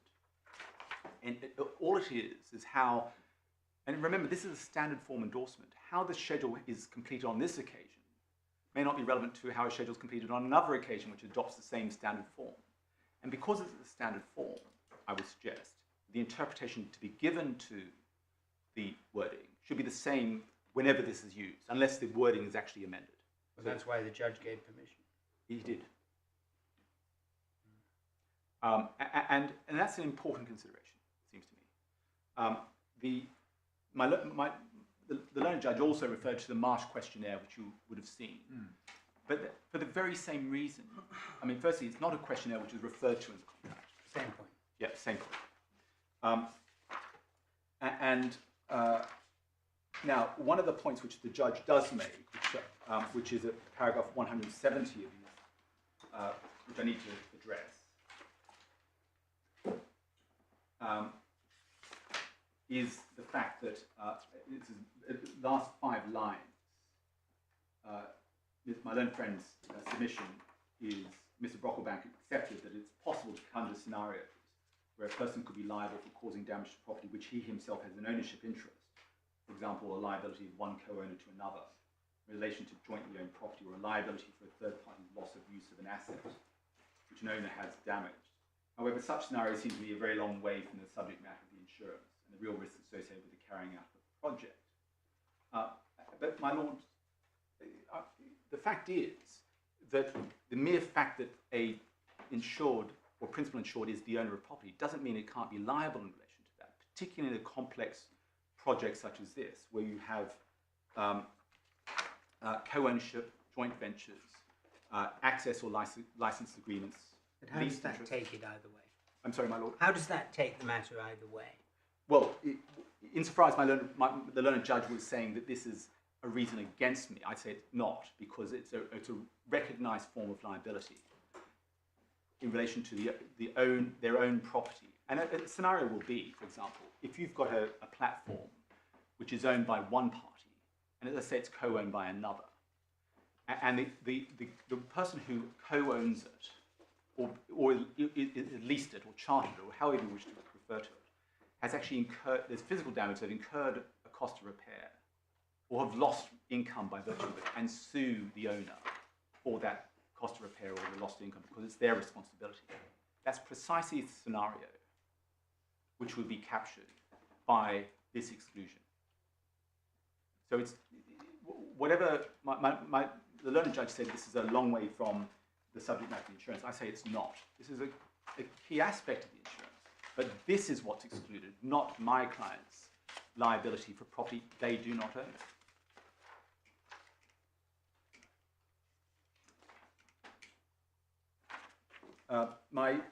There was another point which the learned judge made, was that the exclusion, this is in paragraphs 166 and 167 of his judgment, which is, well, the exclusion applies to other insureds as much as it does to principal insureds. And I say that's incorrect because there's no reference to other insureds. It refers to principal insureds.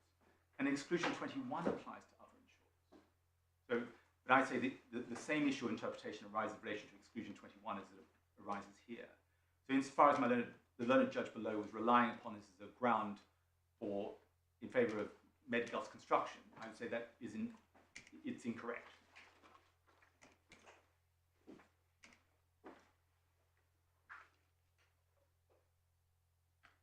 Yeah.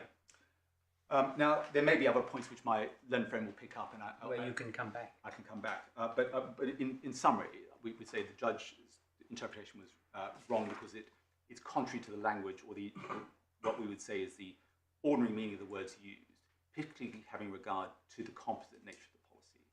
And the commercial rationale or commercial sense points relied upon the judge are not sufficiently clear or sufficient to override my first two submissions. So for those reasons, I would ask the appeal be allowed, unless I can help you further. Thank you very much, Mr. Brocklebank. My lord, am I right to assume we're not going to take a break for the transcriber and we'll just carry on? No, I'm afraid we don't do breaks for transcribers in this court. We love the transcripts, but we just get on. We have limited time. Quite understood. My lords... And they have things called recording devices, which enables them to catch up. Very good. Modern technology, Mr. Brocklebank. Well, I have every sympathy with your approach, my lord, but it's not common in every court. It's not common at first instance, but it is very common here. I'm grateful. Yep, off you go. My lord, I want to make some general points by way of introduction, and then I will address the specific grounds that are advanced by Technip for the appeal. So, my essential submission is that I invite your lordships to find that the judge was right for the reasons that he gave. We say that the construction of the endorsement that the judge articulated was clearly right, both on the language of the endorsement and its obvious commercial purpose. It's not necessary for me to go into detail on principles of construction. They're very familiar to your lordships. I will, if I may, trespass on your patience just to make a few observations. Your lordships will be aware of the Supreme Court decision in FCA and Arch, and indeed it's cited by the learned judge in his judgment below. One of the points that was made in that decision was that it is necessary to consider the construction of a policy from the perspective of a reasonable policyholder. I applied it on Tuesday in an insurance case. Indeed, I've read that, my lord. Yes. We're applying it today. And we're going to apply it today. Exactly. The additional point I was going to make, my lord, is that that was in contradistinction to the pedantic lawyer. Now, and I'm not suggesting... There's no pedantic lawyers in this court. Exactly, exactly, my lord. But there may be arguments which veer towards pedantic arguments, and that's the only reason for mentioning that, my lord. So who's being pedantic? Well, I would say that there are elements of the argument on the other side, in particular, the emphasis on the single word "the" in the exclusion as driving the whole scope of that exclusion and buyback. In large part ignoring the buyback in seeking to construe the exclusion, and in particular, as I will hope to develop, failing to give any reasonable explanation for the existence of the buyback. I mean, I see, you know, just to put you on net anyway with where, speaking for myself, I'm coming from, I before we started all this, I saw the buyback as very critical. And the thing that you've got to deal with, it seems to me, is the suggestion that the buyback is only critical if you were looking at a claim made by, because you've got these notional freestanding contracts. If KJO was making a claim, obviously the buyback would be very significant. But in this case, Technip decided not to engage in buyback because it read the policy, I mean, I'm just postulating, as meaning what it said, namely the principal assured meant it in its notional freestanding contract. Yes, I want to come to that, Yeah. and just by way of preview, in each of the notional freestanding contracts, the definition of principal assured remains the same. It includes all of the principal assureds. You don't excise. Well, it would have to, yes. Yes, you don't excise some of them for the purposes of each notional contract, and therefore my submission about what that means in the context of the exclusion is the same. It's still a reference to the entities falling within that definition, and it is so for each one of the notional separate You have contracts. to change the to any. Well, you read it as if that it means the entities within the definition of the principal assured. So whether one talks about changing the word or that's just what the principal assured means, I'm not sure much turns on that. The second point I was going to make is that the buyback is there in each of the separate policies. The third point, which I'll come to, is one has to give some sense to the buyback in any of these contracts, and as I will hope to develop, even in the notional contract between KJO and Medgulf, it really has no meaning. It is a valueless buyback for which it's common ground the insureds have paid premium. So it doesn't work. And the So final point... what you're saying, just to be clear, is that because the buyback has no meaning in the freestanding notional KJO contract, and what I put, I think, to Mr. McDonald-Eggers earlier in the morning, which is that the buyback, there's no point in having it if it means what he says. You say that means it can't mean what he says, because it can't mean a different thing in the KJO contract from in the, so it would be meaningless in the KJO freestanding, therefore it can't mean the same thing in the Technip freestanding. Well, yes, my lord, I do say that. Put it in another way, the buyback is there. They have done that. They've chosen to put those particular properties in the endorsement. And I don't know whether your lordships have already seen the questionnaire. Who answered the Marsh questionnaire? I beg your pardon? Who answered the Marsh? Technip answered the Marsh. Technip did answer it. Yes. Is it helpful to look at that while we're having this discussion, my lord? It's in the supplemental bundle, tab 2. And the relevant table is at page 75 of the bundle. And what one sees from, I don't know whether your lordship has that, it's page 75 of the supplemental bundle, tab 2. Yeah. What one sees is that these items that are listed are of very significant value. Mm. And a maximum risk is also identified, so that one is talking about a maximum risk per occurrence. You'll see in the bottom yellow box of 50 million. It doesn't say who owns them.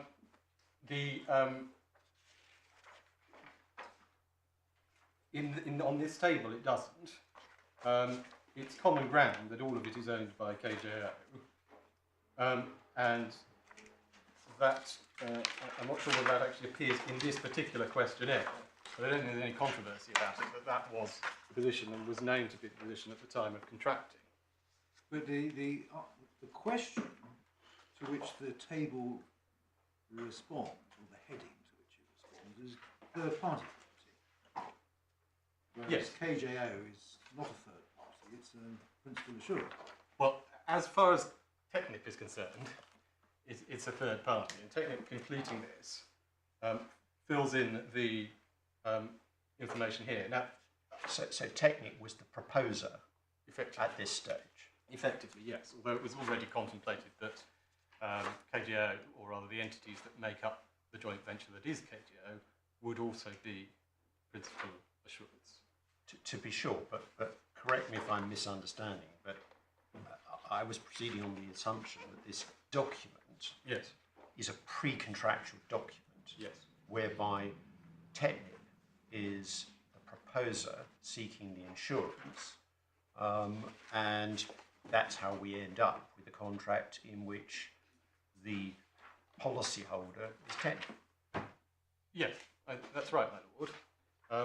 With, as you've seen already, other principal insureds, including the owners of all this property. And that's what then gets scheduled into the endorsement. This is the same property as we see in the schedule for the endorsement, on the basis that it is not to be within the exclusions that fall within that endorsement. And I'm sorry to want to look at this in a bit more detail, but the paragraph 4 says parties to be insured. yes, And it says no joint venture partners, no finance companies, main contractors, got some people there from China and Japan, and doesn't mention KJO. well, my lord, it does in a way, in the others, you see at the bottom there, principal is Aramco Gulf Operations Company. That's one of the joint venture partners. Yes, now, I can't illuminate this further in the sense that there's no evidence to explore this further, but what one imagines has happened here is that Technip, when it's answered no joint venture partners, means that Technip, doesn't have any joint venture partners. No, I get That's that. true. Yeah. And it has just made well, either it's made an error or it's just abbreviated KJO by referring to one of the two joint venturers when it's mentioned it in this list. But between the production of this document and the policy, clearly any confusion about who was the principal assureds and who owned the property was cleared up. And KJO, there's no doubt about this, KJO then becomes a principal assured, and this policy, sorry, this property that we see identified is then identified in the schedule. And there was a certain amount of discussion this morning between your lordships and my dear friend Mr. McDonald-Eggers about the imprecisions of the policy.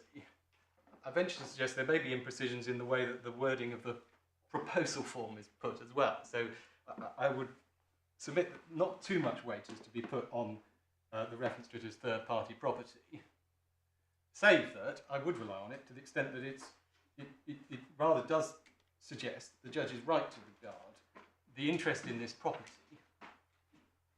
as being one that arises as a liability between Technip and the owners of it, rather than the interest in this policy on my learned friend's construction being purely because KJO is concerned that it might incur a liability in relation to its own property.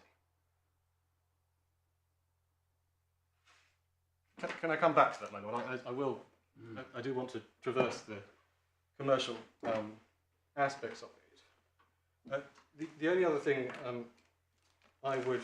So you're effectively saying that this wasn't filled in with Technip notionally writing to KJO and saying what property do you want to have in your notional freestanding policy in the schedule? No. But it was filled in by Technip. But how did it know that the cables and submarines, 350 kilometres thereof, was worth 120 million and they wanted to insure it for 15 million? Well, they must have asked KJO. This goes to a point that my learned friend was making earlier, which is, he said, well, how is Technip to know what property there is? One can well imagine what a company in the position of Technip does when they're bidding for and setting up insurance in respect of a project of this nature is to make precisely those inquiries. Because it recognises, consistently with the way the judge analysed this, that it's precisely the property in and around the field, the existing property, that it is most exposed to. And it therefore undertakes an investigation. We don't have details of what that investigation were, but resulting in the identification of a property that it regards, no doubt in liaison with KJO, as particularly vulnerable, and therefore needing to be subject of the buyback. So your point is Technip wants this buyback, knowing that the exclusion is blanket, effectively, as the judge said. Yes. And and that is to be presumed because Technip is the principal assured. I mean, the proposer wants it. Yes. Well, also, my lord, that Section 2 is a liability cover. So one is asking oneself the question, in construing that section, what are the liabilities with which this policy is dealing? And in particular, what are the liabilities with which the endorsement is dealing? And as I will come on to, one can immediately see how Technip is the party that is likely to incur a liability in respect of existing property. I mean, it's a precondition of any cover under the policy that somebody's made a claim against Technip. Technip's policy, yeah. Technip's cover, yes, my lord. Yeah. Although, on my learned friend's case, no. Because on my learned friend's case, the endorsement is only dealing with the situation where it's KJO that's liable for its own property. That's the oddity of their So I'm sorry, I don't think I've understood that. Yes. Technip want to make a claim on the policy. That must be because somebody else has made a claim against Technip. That it's incurred a liability. Yes. That's all I'm saying. Absolutely right, my lord. But what I'm trying to articulate, and I'm doing badly, I apologise, is that my learned friend Mr. McDonald-Davis' construction of the endorsement is that it only excludes, or only deals with, both in the exclusion and the buyback, it only deals with the liability of Yes. principal assured for its own property. Yes. So So some third party makes a claim against Technip in respect of property owned by Technip. Yes. And my learned friend is inviting you to conclude that that's what the parties were doing with this endorsement. They were dealing with that scenario where a third party makes a claim against Technip in respect of damage to Technip's own property. And the basic submission I make is that that is a fanciful scenario. It is very unlikely to arise. But it's not with KJO. Well, it is, my lord, because although KJO owns lots of expensive property, this insurance is insurance of the project. And my learned friend showed you the scope of cover. Maybe we could just go back to that if I may. Scope of insurance at page, we're back in the core bundle now, my lords. And in particular, we're at tab 13, page 255.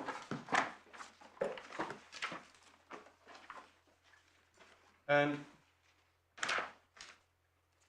what one has there is a description of what is covered under the policy, and it is only activities in the course of the project. That's the only thing that is covered. And you'll see the same thing if we go back to page 220 at interest policy limit. The insured interest is the works connected with the project. So you say Technip's the only person doing it, and its subcontractors the only work doing it. And obviously, KJO is not doing work in connection with this project because it's hired you. That's right. So you're the person who's going to incur liability for doing damage to other people's property, and you're the person in whose interests this exclusion, I mean, sorry, not you, he is the person in whose interests. So you say, well, we must look at it through the lens of Technip. Well, I think both sides, in a sense, are inviting you to do that, my lord. Yes. But in terms of the commercial purpose, if we're into that part of the analysis, yes. I say, so can I put it this way? You say you shouldn't look at it as if this is all about KJO's property, because it's actually about Technip doing a project in which it risks damaging property and is looking for cover for that purpose. Exactly, my lord. And even looking And you at... say if it wants that cover, it has to specify in the buyback clause what it wants cover for. Yes, my lord. And it didn't specify the platform, so bad luck. Exactly, my lord. And if what had been damaged was one of the many items that was listed Yeah, no. in the schedule, we wouldn't be here at all. And there was cover for that. There's no dispute. But yes, my lord, can I just develop that point a little bit?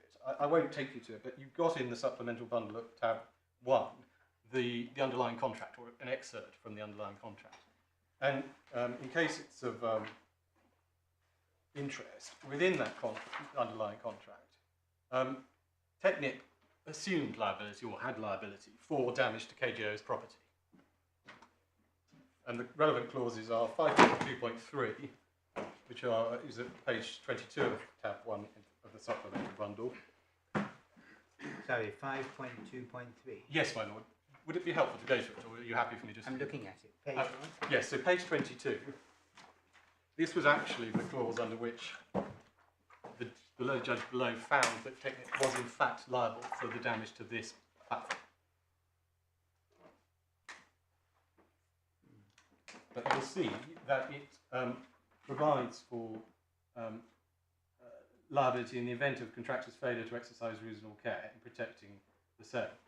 The same being, I should have said in second line, all existing structures at or near the work site. So this is giving force to what might be in any event an existing liability under tort law, who knows, in this part of the world, but it's giving a confirmation that Technip will be liable for damage to existing property. And you have a similar provision at 5.2.8 on the next page, my lord, in respect of existing pipelines, cables and utility lines.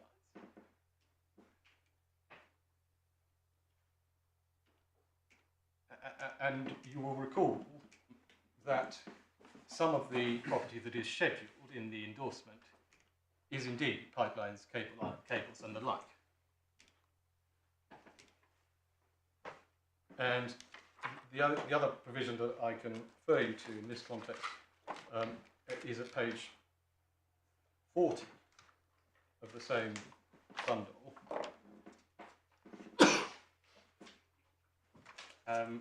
where you have 14.1.2, the contractor, that's Technip, shall be responsible for and indemnify and hold the company harmless. The company is KJO for these purposes. And it then identifies a number of things for which Technip will be responsible, including in the last 3 lines, damage to, destruction or loss of any properties of the company when caused by the misconduct, negligence or omission on the part of the contractor.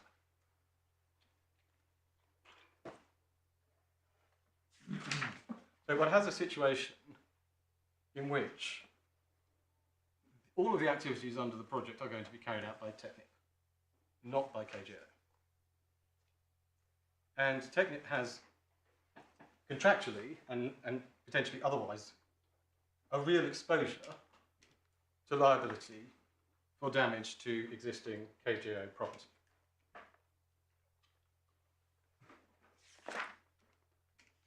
And okay, the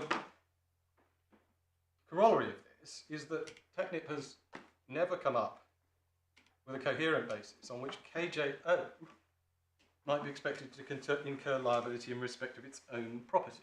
Is there an obligation in the contract you've just been showing us which requires Technip to take out this insurance? Or is that simply a matter for Technip? There are provisions dealing with insurance. In fact, on page 42, you see a whole series of types of insurance that are covered. Which page? And in particular at 43, there's reference to contractors all risk insurance and other types of insurance.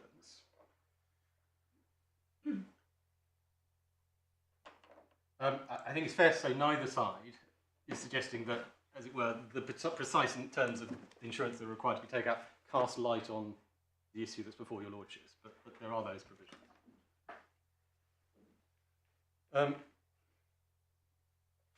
So, my lords, if one is trying to make sense of the endorsement and the buyback in the context of KJO's nominally separate contract with Medgulf, and let's just focus for a moment, if we may, on KJO.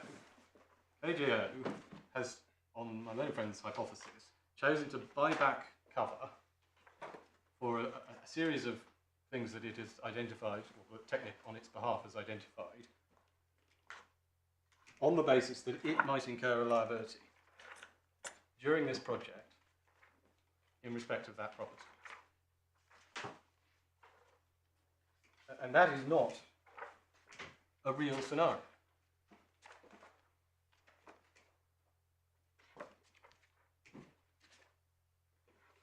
So the only proposition that's made, it's made in the skeleton at 52.4, and it was made again by my learned friend earlier, is that, well, you might have liability between joint venture partners who are co-owners of the same property, for example. But you say that's Cloud Cuckoo Land here because this is a project insurance. Yes. And they're not going to be doing anything, so how can they damage even joint venture property? Okay, so, you know, Aramco may damage KJO's property and be sued by Kuwaiti Oil Company, whatever they're all called. Yes. But yes, but not in this scenario. It's not what this is about. Precisely, my lord. And one has to interpret, my little friend's inviting you to interpret this specific policy for each specific insured and give it some sort of meaning and sense. And my submission is that one simply can't do that. So you say, even if it makes sense on his construction for Technip, it doesn't make sense on his construction for KJO. Well, no, I say it doesn't make sense for either of them, my lord. So we were just talking about KJO just now, but if one considers Technip's position, the whole endorsement is essentially irrelevant to Technip. Because on my learned friend's construction, it doesn't have any impact in terms of Technip's liability for existing property belonging to KJO.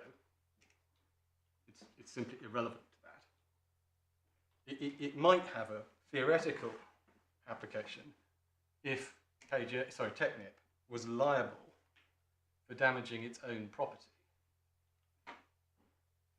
But one really has to struggle to envisage a scenario in which somebody is seeking to sue Technip for damage to its own property. And that is what the parties here were concerned to address in the endorsement, in taking out the endorsement and paying for it. And one bears in mind in this context, my lords, that it's headed existing property endorsement. And it starts, and your lordships will be familiar with this, it's at page 241 of the core bundle. It starts, cover for damage to existing property is subject to the following existing property contractual exclusion and buyback.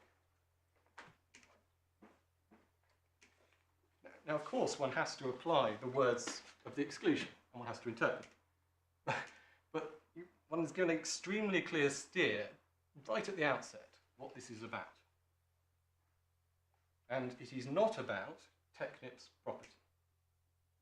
It's not about Technip's property, certainly for KJO, but it's not about Technip's property from Technip's perspective either, because that is not existing property, which this endorsement is intended to address.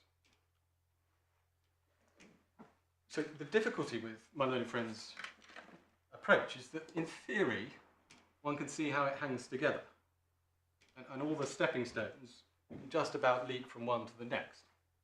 But it is, in my submission, divorced from both the nature of the endorsement and the reality of this particular policy and the project to which it relates.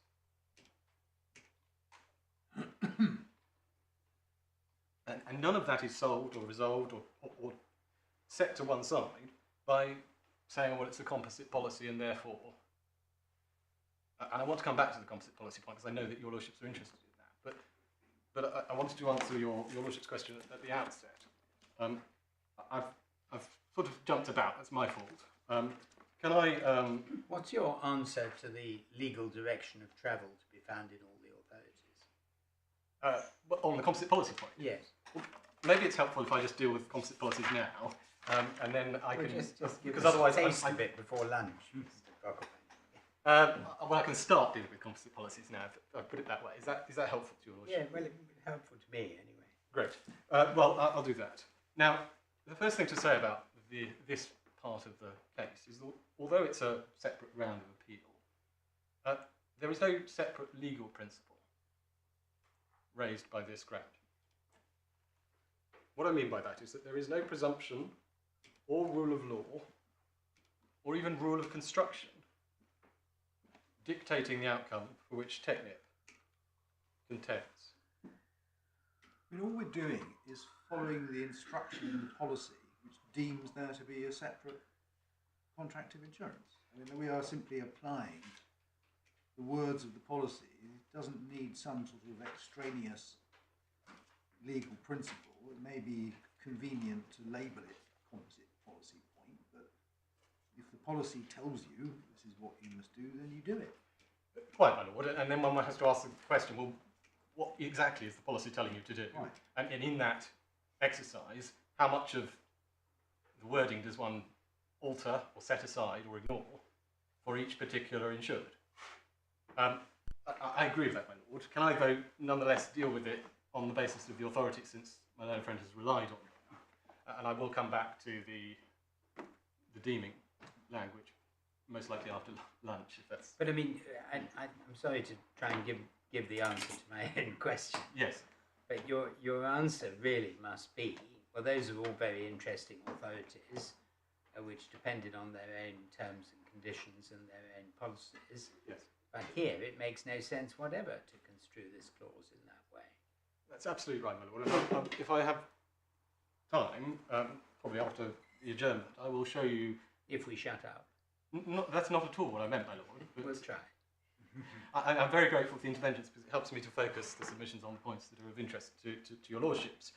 But if we look at the authorities, including the authorities my learned friend took you to this morning, I don't criticise my learned friend for this, but he jumped over, or he didn't read to you or direct you to the passages from the judgments where they specifically refer to the terms of those contracts. Yeah. And they go through in some detail what those contracts say and what an ordinary process of construction leads to. And so absolutely, I do say, it is all very interesting, but one is still back at where we started. What does this policy mean? If I could identify one aspect of Mr. McDonald-Egger's submission that I found attractive, it was when he said that the words "the principal assured" actually do not need any adjustment, manipulation, or change. He didn't say this, but I'm saying it. Didn't need any manipulation, adjustment, or change on his series of freestanding contracts analysis to make sense of the words. So that yours requires you at least to say, well, the principal assured means what is defined, namely the principal assureds, which may or may not be a change, but anyway, it's something. And you had said, and the judge had said, that his analysis required you to read in the words "the principal assured making the claim."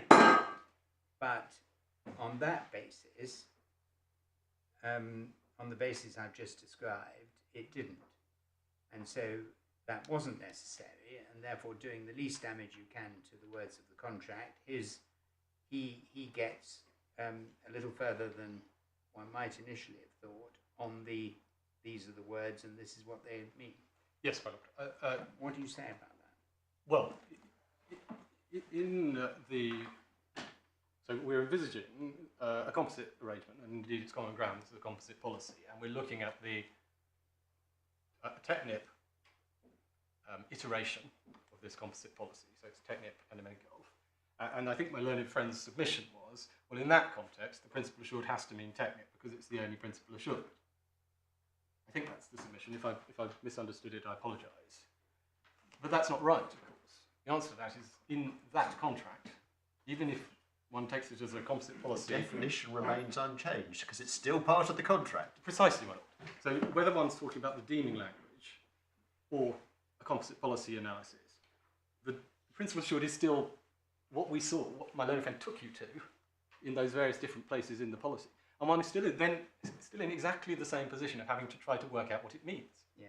And so one's still reading in, as I will submit, words to make it mean what my learned friend said it means. Or what you say it means. Well, in my submission, what the judge did, and what I ask you to follow or to uphold, is actually less violence to the language, because one simply reads the principle assured as a cross-reference to that definition, and one applies it. But the definition is principle assured. Well, in one place, as your lordship pointed out to my learned friend, Yes. in one place it's insured brackets S. And another point that I want to make at some point is that it's very dangerous in a policy of this nature to be too finicky about the use of plurals and singulars. And I'm going to address some of the points that my learned friend made about that You later. might say that if you've got a definition of principle assured bracket S bracket, that does indicate that you use the singular or the plural, whichever is appropriate to the particular scenario that's under consideration. Yes, and in the context of the endorsement, we've seen, and the Lordship's had exchanges with my own friend about this, that it is not the most precisely drafted formulation that one could arrive at. It is no doubt imperfect. And therefore, coming back to where I started with the reasonable policyholder and not the pedantic lawyer, one needs to be careful in that context, and even if one leaves the pedantic lawyer completely on one side, in the context of an endorsement drafted in this way, and indeed a policy drafted in this way, one needs to be careful about excessive and artificial precision.